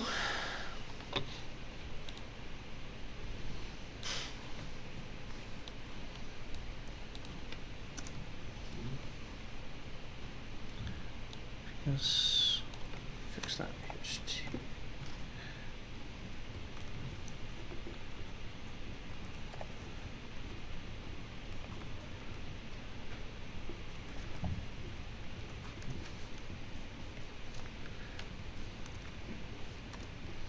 Okay. So you can initiate those intents, you can test them through the terminal. Cool. Questions about that? Does that kind of make sense? You know, that can be easier sometimes to test it through the terminal than to have the other app going back and forth with it, depending on what you have set up and what you have working. So that can be helpful to test. One of the things to watch out for, let me shut these apps down and go ahead and hit, go ahead and start here. So I'm going to shut all those applications down and try to follow this link. Okay, so if I try to follow this link, remember this is deep linking me into here, right, directly into the movie details screen. Where do you think it's going to take me if I press back? Where do you think it's going to take me if I press back from the screen? Probably to the home, What do you mean to the home? to your home screen. Home screen of the device or home screen of our app? To the device. Probably device, yeah, which is correct. So if I hit back from here, we're back here. If I were to do the same thing on my physical device, it potentially would go back to Discord. Like if I shared it to Discord or I shared it to Twitter, it would come back to that application. Okay, so that's kind of the behavior that we get out of the box. Is that the back is going to be to wherever you were, whatever application that you were previously, because we just kind of jumped in here from some other application. Okay. I may or may not want that, right? I may or may not want that behavior, right? So one thing to look, I don't know if we have time to finish this up today, but I'll pull this here. There's an article on Android developers, kind of talks about standard expectations of navigation through your app. One of the sections in here talks about back navigation and deep links and those kind of things. Previously, I did kind of touch on this briefly as we were talking about back and up navigation, but there's a few more things we might want to look at in terms of talking about this general principle. So, this is something, I guess, where we're at with the time 418. I'd ask you to go ahead and read through this on your own. Read this tonight. We'll talk about it tomorrow. We'll talk about what we want to do with the back and the up nav, and we'll kind of pick up there tomorrow. Okay? But we're mostly done, right? We've shown how to share a link out to other apps, and we've shown how to handle some of those apps, handle some of those links coming back in. Overall, it's not a bunch of code. There's just kind of a bit of theory to get there. Okay. I'm going to close out.